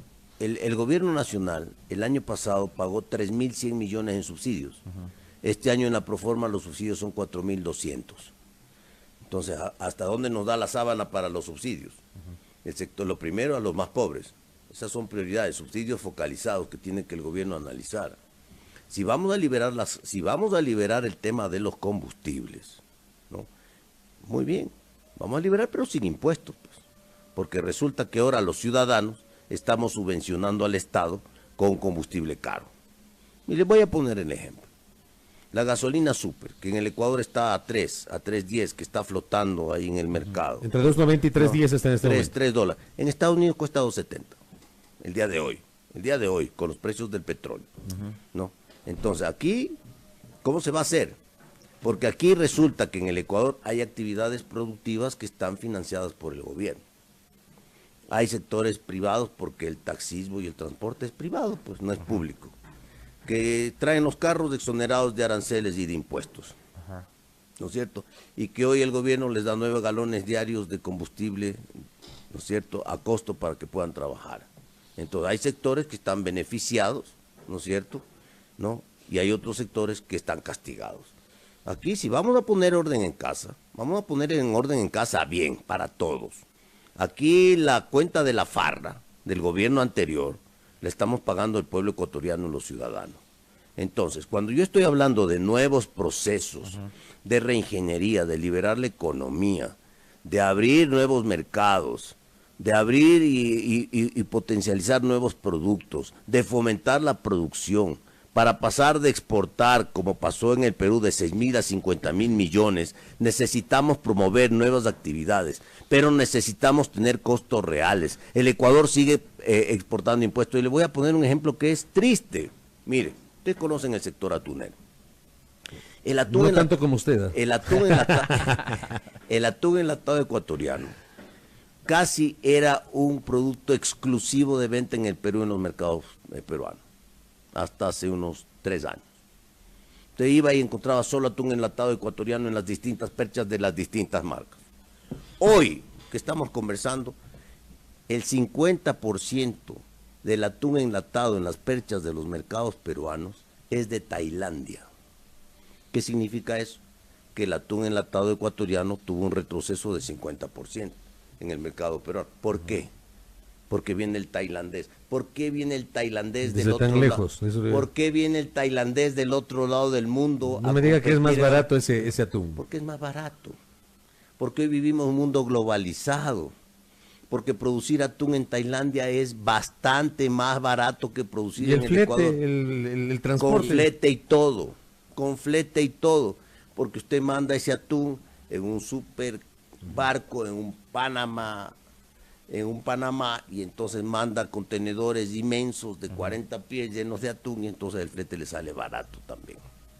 Esa es la situación. Oiga, tenemos que competir. Y yo le pregunto, con el decreto 619, por ejemplo, en el tema del diésel para el sector industrial, usted conoce mucho del sector empresarial, del sector industrial, usted a lo largo del tiempo ha estado vinculado justamente al sector pesquero. ¿El sector pesquero requerirá algún tipo de compensación con la reducción del subsidio para el diésel industrial? El sector pesquero lo que pide es que si le van ahora a gravar en el tema de los combustibles, ¿no? Muy bien, vamos adelgazando todos los impuestos y todos los recargos de producción que tenemos para trabajar. Eso es lo que pide el sector pesquero, porque no pueden seguirle aumentando. El sector pesquero no plantea compensaciones, no plantea tal vez focalización del subsidio al diésel. Mire, el tema del diésel en la flota pesquera tunera es la única ventaja comparativa que tiene el sector pesquero ecuatoriano en esto que estamos hablando, para tener alguna ventaja comparativa frente a los altos costos y la competencia que tiene que tener en los Entonces mercados. Sí les afecta el incremento del galón. El diésel para la industria ya subió de $1.20 a $2.40, ya subió el doble. Para el sector industrial, para el sector que produce, hay que analizar en los distintos sectores, porque la composición del costo no es el mismo. En el sector industrial pesquero, el costo del combustible representa casi un 30%, es bien alto. Entonces, el impacto de subir $1 de la noche a la mañana, $1 no, pues, porque en muchos sectores donde todavía hay caletas, donde está la industria, no llega pues suficiente energía eléctrica, y tienen que generar con generadores térmicos. Oiga, legislador, que es costoso. Pasando del análisis económico al político, ¿cómo pinta este 2019 cuando el Ecuador tiene que enfrentar un proceso de elecciones seccionales, y en la Asamblea también debe haber en mayo una reorganización de las instancias administrativas? Y hay obviamente una nueva configuración política del Parlamento. Se va a dar una nueva configuración política en el Ecuador. Sin duda, el resultado de las elecciones, no, eso es innegable. Las elecciones de marzo van a marcar otro mapa político en el Ecuador. Y entonces es una nueva realidad que tenemos que vivir. Yo creo que la fuerza dominante de la última década va a experimentar su primer gran fracaso en estas elecciones. Comparto ese criterio, y entonces, por lo tanto, pues si bien la Asamblea, el partido gobierno tiene mayoría, en la próxima... O sea, es la primera minoría más que mayoría. En primera minoría. Es la primera minoría, que no es mayoría. Bueno, ahora todos somos minoría. Por eso le digo, es la primera minoría porque es el bloque de los minoritarios más numerosos. Tiene 41. Ese es el término correcto. Claro. Es el término correcto. Entonces, ¿qué va a pasar en mayo? En mayo, necesariamente tiene que darse una nueva reagrupación de fuerzas. ¿Qué va a primar en esas elecciones? Debería primar la representación, la representatividad que tiene, y el resultado de las elecciones de marzo, donde el pueblo ecuatoriano ha tomado una decisión. No se puede seguir muñequeando en la Asamblea Nacional algo que no va a ser una realidad en el mes de mayo. Por lo tanto, en mayo se tienen que renovar todos los cuadros en la Asamblea, y yo creo que es fundamental. ¿Empezando por la presidencia? Todo. Cuando yo le digo todo es todo. Lo cual es bueno para la política. Al PSC no comparte que Elizabeth Cabezas bueno. busque la reelección de la presidencia. A ver, está en su derecho de poder buscar la reelección. El partido, la primera minoría de la Asamblea está en su derecho de buscar la reelección. ¿Ustedes podrían apoyarla o no? No, yo no puedo adelantar criterios. ¿Su posición personal? No, yo no puedo adelantar criterios el día de hoy. Nosotros en las próximas elecciones legislativas, en el recambio que se tiene que dar, nosotros aspiramos a tener también representatividad, producto de nuestro trabajo, no de las elecciones, porque todavía no sabemos qué va a pasar. Interesaría, producto de nuestro trabajo legislativo. ¿Les interesaría la presidencia de la Asamblea o una de las vicepresidencias? Puede interesarnos, claro que sí, es un derecho que tenemos como partido y organización política dentro de los cambios que se requieren en el Ecuador, dentro de las nuevas responsabilidades que hay que asumir. Creo que es fundamental que la conducción de la legislatura tenga un cambio, tenga otro sentido. ¿Qué perfil debería tener quien asuma a partir de mayo la conducción del... Trabajar por el país, con frontalidad, porque la Asamblea tiene dos funciones, fiscalizar y hacer buenas leyes. Y aquí hay que hacer buenas leyes, porque aquí hay que desmontar este aparataje que tiene trabado al Ecuador. Oiga, legislador, y por otro lado yo le decía, el tema de las elecciones seccionales, usted ya más o menos... lo comentó, pero digo, ¿qué tan importante podría ser en esa nueva reconfiguración que va a haber? Yo también coincido con lo que decía el contertulio hace un momento, que este va a ser, digamos, el primer revés duro, severo que va a tener el movimiento que ha estado al frente liderando los procesos electorales en los últimos años. Pero, por ejemplo, figuras nacionales que están activas aquí en el Ecuador, una de ellas Jaime Nebot, que es el líder de su partido, y otra Guillermo Lasso, ¿qué rol van a jugar? ¿Qué rol podría jugar Lenín Moreno, que es presidente de Alianza País, aunque no se muestre tan cercano a su movimiento, y a pesar de que está por fuera, pero liderando también esta organización política, Fuerza Compromiso Social Correa, desde fuera? Este sábado tuvo una intervención en un enlace vía redes sociales. Creo que tampoco hay que perder mucho de vista lo que puede hacer él desde afuera, ¿no? Yo voy a recoger las palabras del presidente Bolsonaro de Brasil, que dijo que el PT, que el partido de los trabajadores no ha desaparecido, está ahí. Y esa es una realidad. El correísmo está ahí. El señor Correa está ahí. ¿Usted no cree que está muerto políticamente? No, yo no creo que está muerto. No, aquí hay que respetar a todos los sectores políticos. Y usted ha identificado perfectamente bien a las 4 o 5 cabezas nacionales que están ahí en la escena política, donde los partidos políticos a los que ellos representan van a tener una actuación en las próximas elecciones y van a tener una votación. Eso va a marcar el mapa político del Ecuador, donde claramente después de las elecciones de marzo podemos determinar que de acuerdo a esa votación, a esa confianza que dé el pueblo ecuatoriano a estos distintos actores políticos, vamos obviamente a establecer pues un sistema, no un sistema político, sino un sistema de satisfacción que tiene el electorado y qué es lo que quiere el Ecuador a futuro, porque esta va a ser una señal inequívoca en las próximas elecciones de qué es lo que quiere el Ecuador a futuro.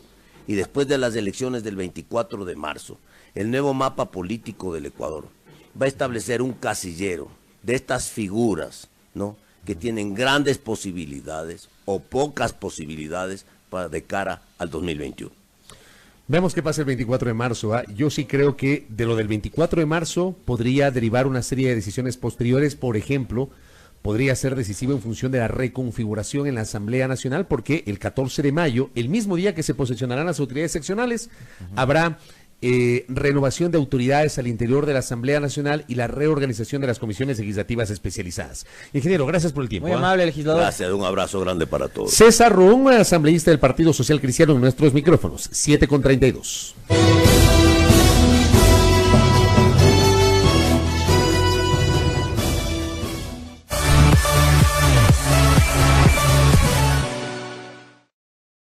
Majestad Go. Majestad Go. Majestad Llévanos contigo a todas partes. Llévanos contigo a todas partes. Con nuestra aplicación para teléfonos móviles. Disponible hoy en Google Play y en la App Store de Apple. Nuestras emociones. Todo el poder de la soberana del aire en tus manos. Contigo en todas partes. Majestad Go. Descárgala hoy. Majestad Go. Junto a ti. Todo el tiempo. Ahora escucha Majestad FM. Ahora escucha Majestad FM en el canal 3 de TVNet.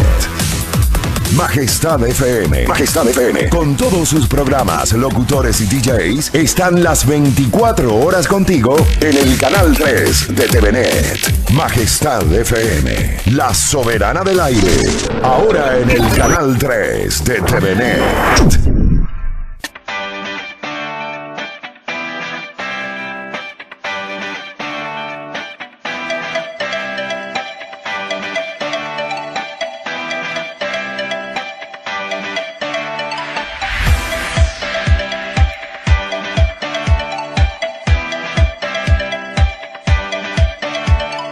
Llévanos contigo a todas partes con nuestra aplicación para teléfonos móviles. Majestad Go. Majestad Go. Disponible hoy en Google Play y en la App Store de Apple. Majestad Go. Junto a ti, todo el tiempo. Ahora escucha Majestad FM. Ahora escucha Majestad FM en el canal 3 de TVNet. Majestad FM. Majestad FM. Con todos sus programas, locutores y DJs, están las 24 horas contigo en el canal 3 de TVNet. Majestad FM. La soberana del aire. Ahora en el canal 3 de TVNet.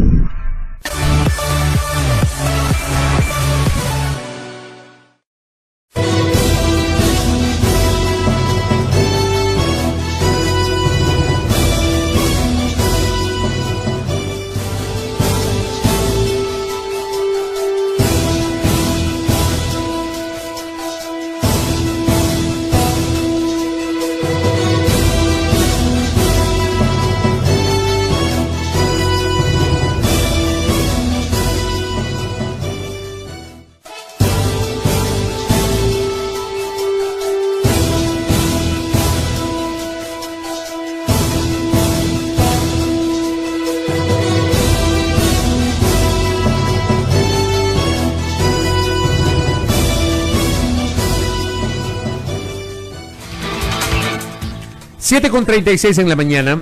Diario El Telégrafo publica el día de hoy una noticia internacional que da cuenta que el Supremo venezolano investirá a Nicolás Maduro en su nuevo mandato. El Tribunal Supremo de Justicia de Venezuela convocó ayer al jefe de Estado Nicolás Maduro para investirlo mañana a las 14 horas como primer mandatario reelegido por obtener la victoria en unos comicios señalados de fraudulentos y no reconocidos por numerosos gobiernos. El presidente del máximo tribunal, Michael Moreno, dijo que el líder chavista no tomará juramento ante la Asamblea Nacional, es decir, ante el Legislativo, como indica la Constitución, por encontrarse controlada por la oposición en desacato. El Parlamento dijo que no reconocerá la legitimidad de Nicolás Maduro desde este miércoles, cuando, según denuncia la primera magistratura del país, será, entre comillas, usurpada por el líder chavista tras unos comicios sin la participación de la oposición. El mismo diario El Telégrafo da cuenta, en otra nota internacional, que el denominado Grupo de Lima no reconoce el nuevo mandato en Venezuela. Mañana 10 de enero el presidente Nicolás Maduro asumirá un nuevo sexenio que los cancilleres del bloque regional califican de ilegítimo. Hemos solicitado la presencia y tiene la gentileza de acompañarnos en esta mañana un experto en materia internacional, el señor embajador Marcelo Fernández de Córdoba, diplomático, ex vicecanciller de la República, que ya está con nosotros. Embajador, bienvenido, buenos días. Un gusto de conversar con ustedes. ¿Qué debemos esperar de lo que va a ocurrir mañana en Venezuela? Bueno, ¿qué lectura tiene? Es prácticamente la culminación de una tragedia anunciada. Digo tragedia anunciada porque la reelección de Maduro está empañada por serias dudas. Dudas de fraude, dudas de falta de las libertades suficientes para una participación de todos los elementos políticos que existen en Venezuela. Y esto unido a la crisis por la que vive Venezuela, la crisis de los derechos humanos que existe en Venezuela, la crisis de los venezolanos que están saliendo del país. Se habla de que pueden llegar a más de 3 millones de personas, e inclusive en estadísticas de organizaciones internacionales se piensa que estos 3 millones pueden convertirse en pocos años en 8 millones de venezolanos que salen. en busca de mejores días a los países vecinos, inclusive el Ecuador, que es un tema que nos estamos olvidando después de que en el inicio se armó toda una información muy grande sobre los miles de venezolanos que han llegado al país, que actualmente ya nadie dice nada. Tenemos muchísimos venezolanos en todas partes, uno va y se los ve. Obviamente que muchos de los venezolanos son gente honesta, gente trabajadora, pero también hay gente que no está dentro de los límites de respeto a las leyes, ni mucho menos de que contribuyan al desarrollo del país. Todo esto marca una situación dramática dentro de Venezuela, la falta de respetos humanos, la escasez de todos los productos necesarios para la vida y la hiperinflación. Esto de la inflación tiene ahora cifras que son muy difíciles de imaginar.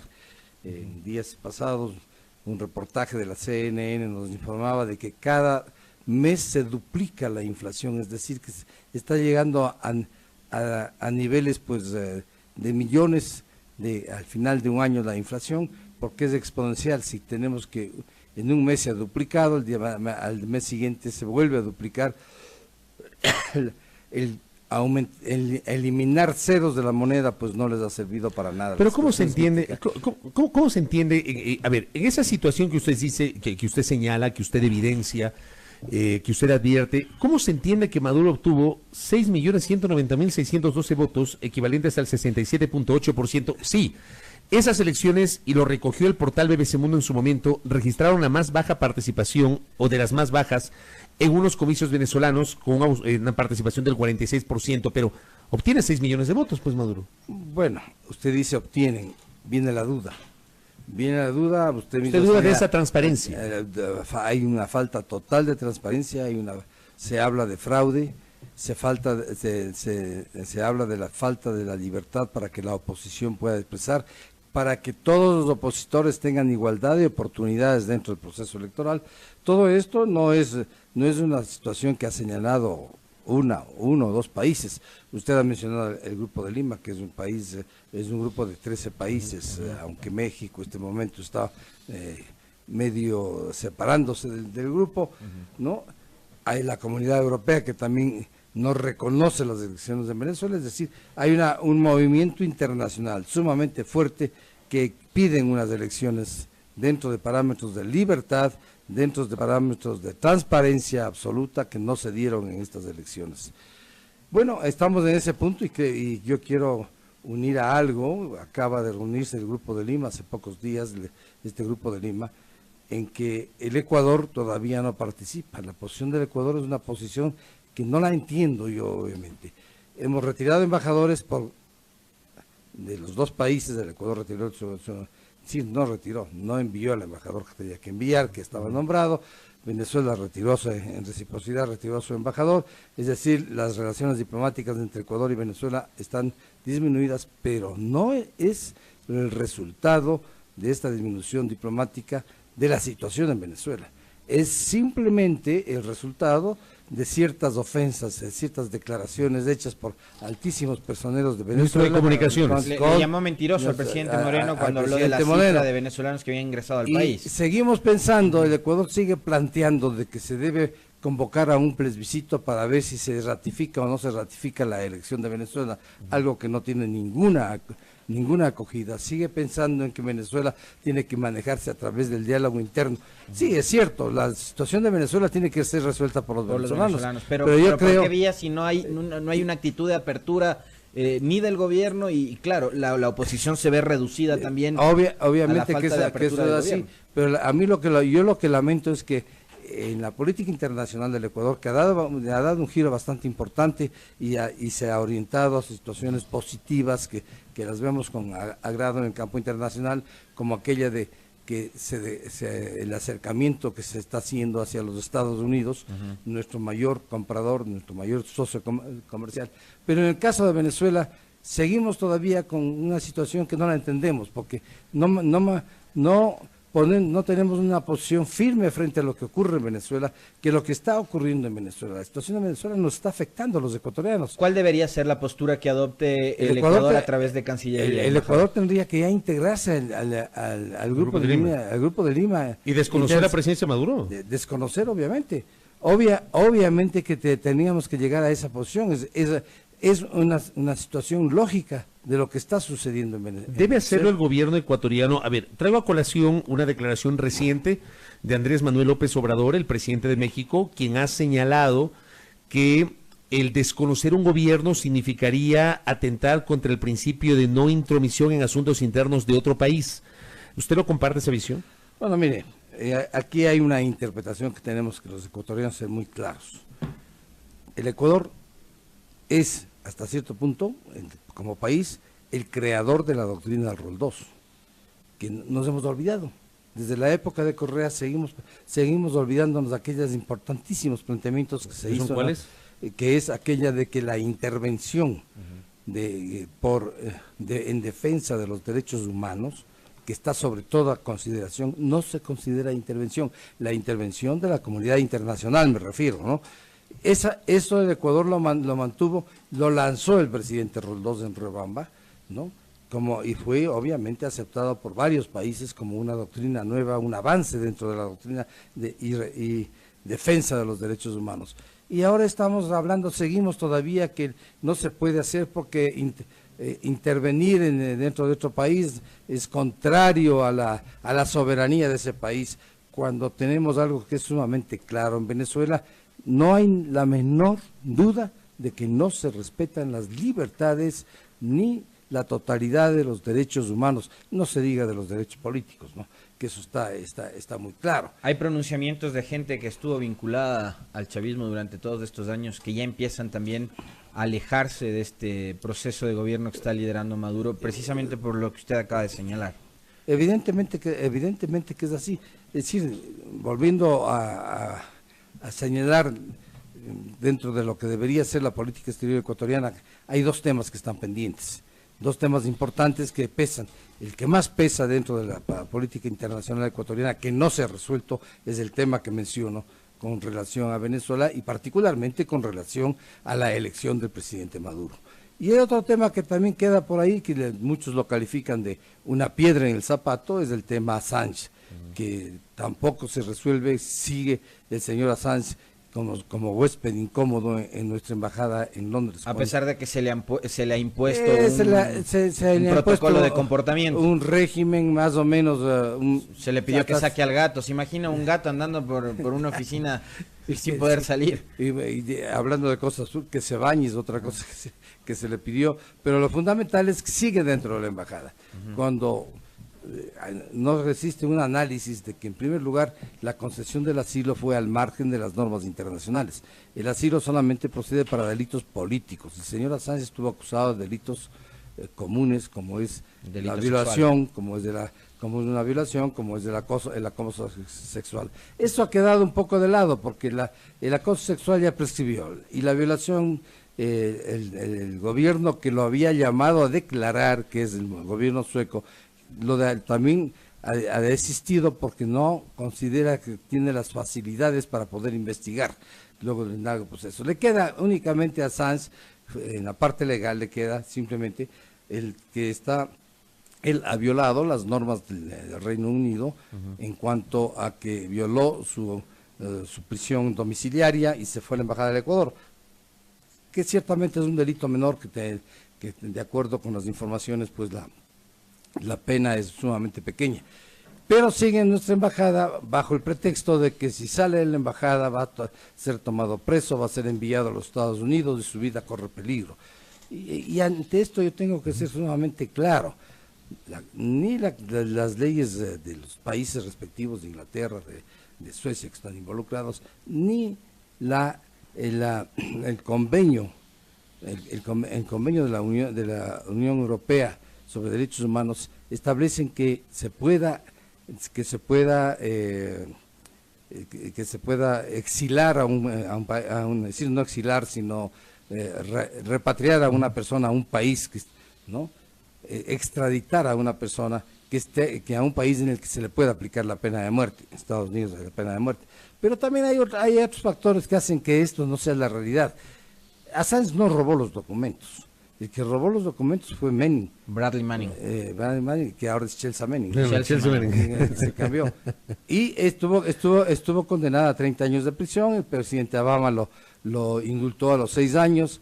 Entonces, estamos viendo que no existe el peligro con el que se quiso justificar el asilo de ¿Usted cree que el Estado ecuatoriano el le Estado debería ecuatoriano- retirar el El asilo? Estado ecuatoriano debería adoptar a mi modo de ver lo siguiente. En primer lugar, decirle, señor Assange, le vamos a retirar el asilo, salga por sus propios pies de la embajada, ¿no? O en su defecto nosotros pediremos a Scotland Yard que lo saquen de la embajada.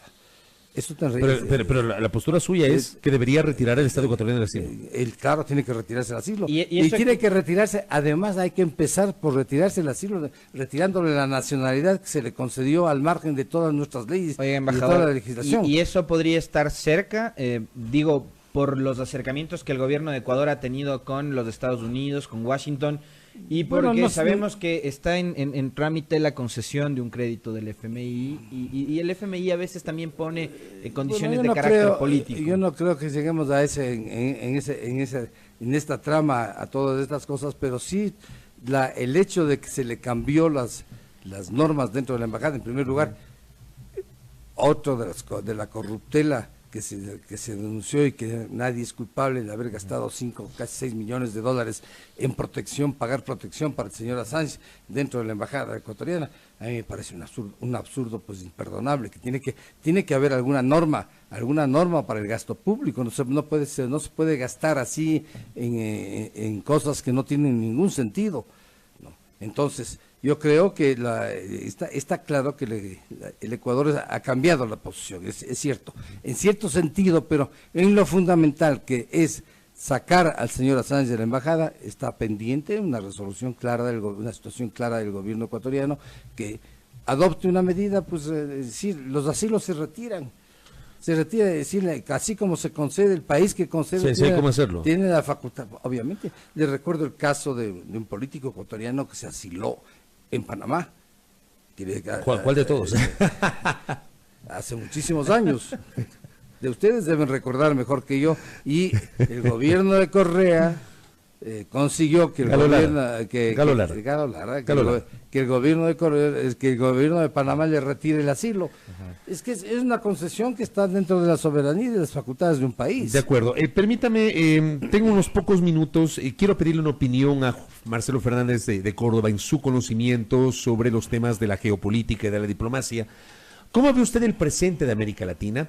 Tenemos a Jair Bolsonaro, que hace pocos días se posicionó como presidente de la República Federativa del Brasil. Tenemos a Macri en Argentina. Tenemos a Sebastián Piñera en Chile. Tenemos al gobierno peruano tras la renuncia de Pedro Pablo Kuczynski. Tenemos hoy al presidente Martín Vizcarra. Tenemos la postura de Paraguay. Tenemos a Iván Duque en Colombia. ¿Cómo ve usted la reconfiguración geopolítica del continente? Bueno, en realidad lo que usted ha marcado se está viendo claramente que la ley del péndulo. Es exacto, a nivel político ya se empezó a aplicar. Se empezó a aplicar, es decir, de gobiernos de izquierda, izquierda moderada, extrema izquierda. En algunas partes, pues hemos pasado a gobiernos de derecha con una gama también bastante amplia, ¿no? Y en realidad quedan realmente como gobiernos que se mantienen exactamente dentro del socialismo. Bolivia y Venezuela. Fracasado del socialismo del siglo XXI, Bolivia y Venezuela. Pero no Y creo que obviamente, Bolivia haya frasado ya. bueno, en Venezuela... Bolivia tiene una situación económica muy interesante. En Bolivia la cosa es un poco diferente. Yo diría totalmente diferente si la comparo con Venezuela. Bueno, obviamente. Claro. El presidente Evo Morales ha aplicado normas que no corresponden exactamente a la figura del socialismo del siglo En algunos XXI. aspectos Morales ha sido muy pragmático. Exactamente. En algunos aspectos. Pero está dentro de la filosofía. Sí, de acuerdo. Morales, queda Venezuela, queda Nicaragua, en el caso de Centroamérica, y Cuba. Y Nicaragua y obviamente Cuba, que está un poco más alejada en el Caribe, ¿no? Pero Hay un cambio y no solamente hay un cambio en América Latina, sino también hay un cambio en otros niveles. Tiene usted en Europa que también hay cambios fundamentales en un sentido o en otro sentido. La actitud de Bolsonaro, ¿cómo le ubica usted, doctor? Porque digamos, también como que es medio malo pasar de un extremo a otro, ¿no? O sea, de Chávez a Bolsonaro en Brasil, a Bolsonaro hay que darle el beneficio de la duda. En primer lugar hay que analizar algo que es fundamental en Brasil y que lo ha demostrado en los últimos años, que realmente existe un gran respeto a las instituciones. Y dentro de este gran respeto a las instituciones, la separación de poderes en Brasil ha surtido sus efectos. Le tenemos al presidente Lula en la cárcel, y una cárcel no para 6 años como aquí se le da muy suavemente al ex vicepresidente Glass. Ahí está con 12 años, si no me equivoco, de sentencia de cárcel por corrupción. Entonces, hay que ver que el fenómeno político de Bolsonaro, uno de los fundamentos que le catapultan al poder, es precisamente la lucha contra la corrupción, es decir, esta gran corrupción que ha infectado toda América Latina y que en gran parte viene del Brasil, por el caso Lava Jato y por el caso de Brecht, que todos lo conocemos, ¿no? Marca una diferencia. Él acaba de iniciar el gobierno. Todavía las normas que ha dictado están por verse, es muy poquito tiempo para poder juzgar hacia dónde va, y tenemos que pensar que siempre, es decir, el aspecto fundamental, se ha creado una campaña internacional de miedo hacia Bolsonaro, ¿no? Pero tenemos que pensar lo que acabo de decir, Brasil es un país institucionalizado, es decir, existen normas fundamentales, separación de poderes que tendrá que respetarse y tendrá que manejarse dentro de esos límites. Ahora, la lucha contra la corrupción es algo fundamental, que es uno de los temas fundamentales. Claro que tiene otros temas que más o menos preocupan a la comunidad internacional y que vamos a ver los derechos humanos, respecto a derechos humanos, la cuestión de las armas, la situación de determinadas minorías en el Brasil. Hay que ver qué es lo que ocurre respecto a todo, porque no nos olvidemos que en una campaña electoral se dice muchas cosas, pero ya en la práctica, la situación práctica es diferente. Para juzgarle realmente tenemos que dejar pasar, yo diría al menos unos 6 meses para poder saber algo. En 30 segundos para cerrar, me pide un oyente, Fernando López, que le pregunte si usted considera que hay gobiernos de extrema derecha en América Latina. No sé si lo podemos ubicar a Bolsonaro en esa línea. O a Duque. O a Duque en Colombia. A Bolsonaro se lo ha dicho que es de extrema derecha, ¿no? Y tiene planteamientos que son extremos. Ahora hay que ver que los aplique y qué reformas hace. Usted ha mencionado a Duque, también se lo ha querido calificar de extremísima derecha, pero también está moviéndose en parámetros un poco más moderados. Eso es evidente. Cuando existe en un país instituciones y separación de poderes, la cosa es sumamente diferente. Correcto. Embajador, gracias por el tiempo, por esos minutos. Gracias. Qué gusto verle. Un gusto de estar con ustedes. Gracias. El embajador Marcelo Fernández de Córdoba, ex vicecanciller de la República, en nuestros micrófonos, 756. Nos puede seguir en nuestras redes sociales. En Twitter, @APrimeraHora_SE. Y en Facebook, A Primera Hora Ecuador. Fabricio Vela está en A Primera Hora.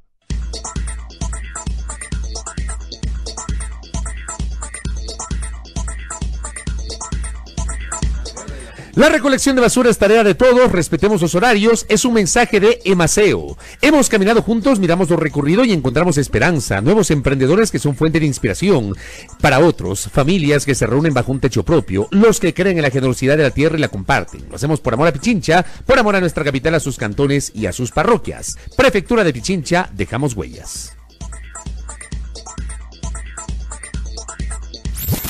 El siguiente segmento tiene contenido y informativo. Unos de para el día.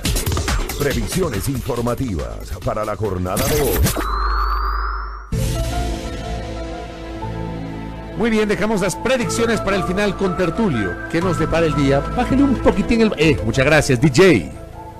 tienes una agenda realmente extensa en la asamblea. Yo voy a dar Pues lectura. ayer vi que pusiste una cara de susto en el chat de la agenda legislativa. 3 hojas.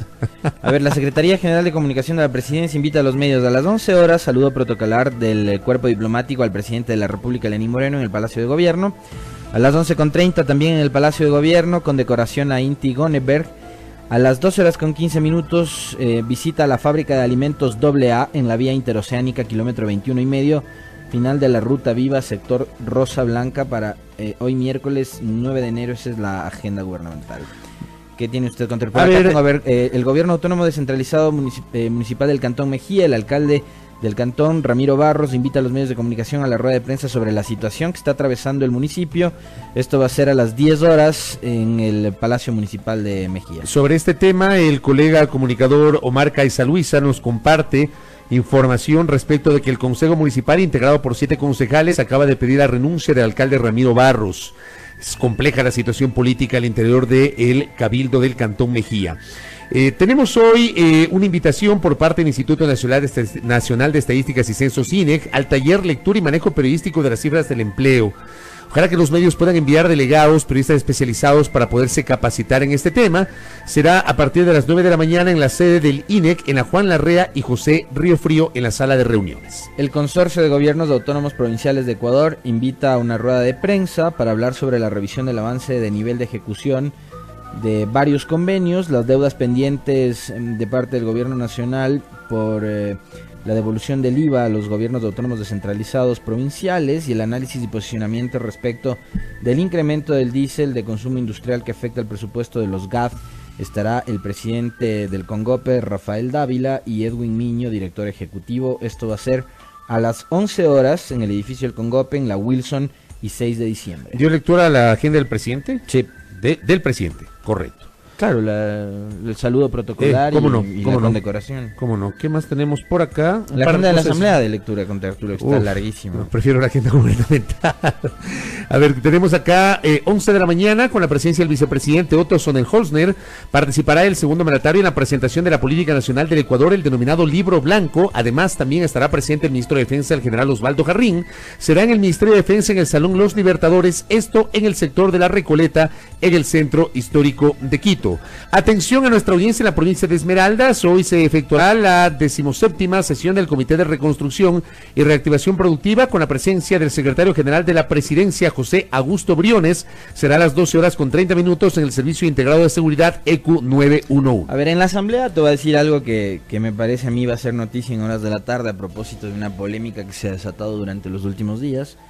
A las 15 horas habrá sesión de la Comisión de Justicia y como tercer y último punto del orden del día en la Comisión de Justicia tienes la lectura y votación del informe para primer debate del proyecto de ley orgánica anticorrupción y protección al denunciante, proyecto que fue presentado por el Ejecutivo y que ha sido constantemente materia de varias declaraciones en contra de los integrantes de la Comisión de Justicia, más directamente contra Marcela Guiñaga por no haber dado trámite.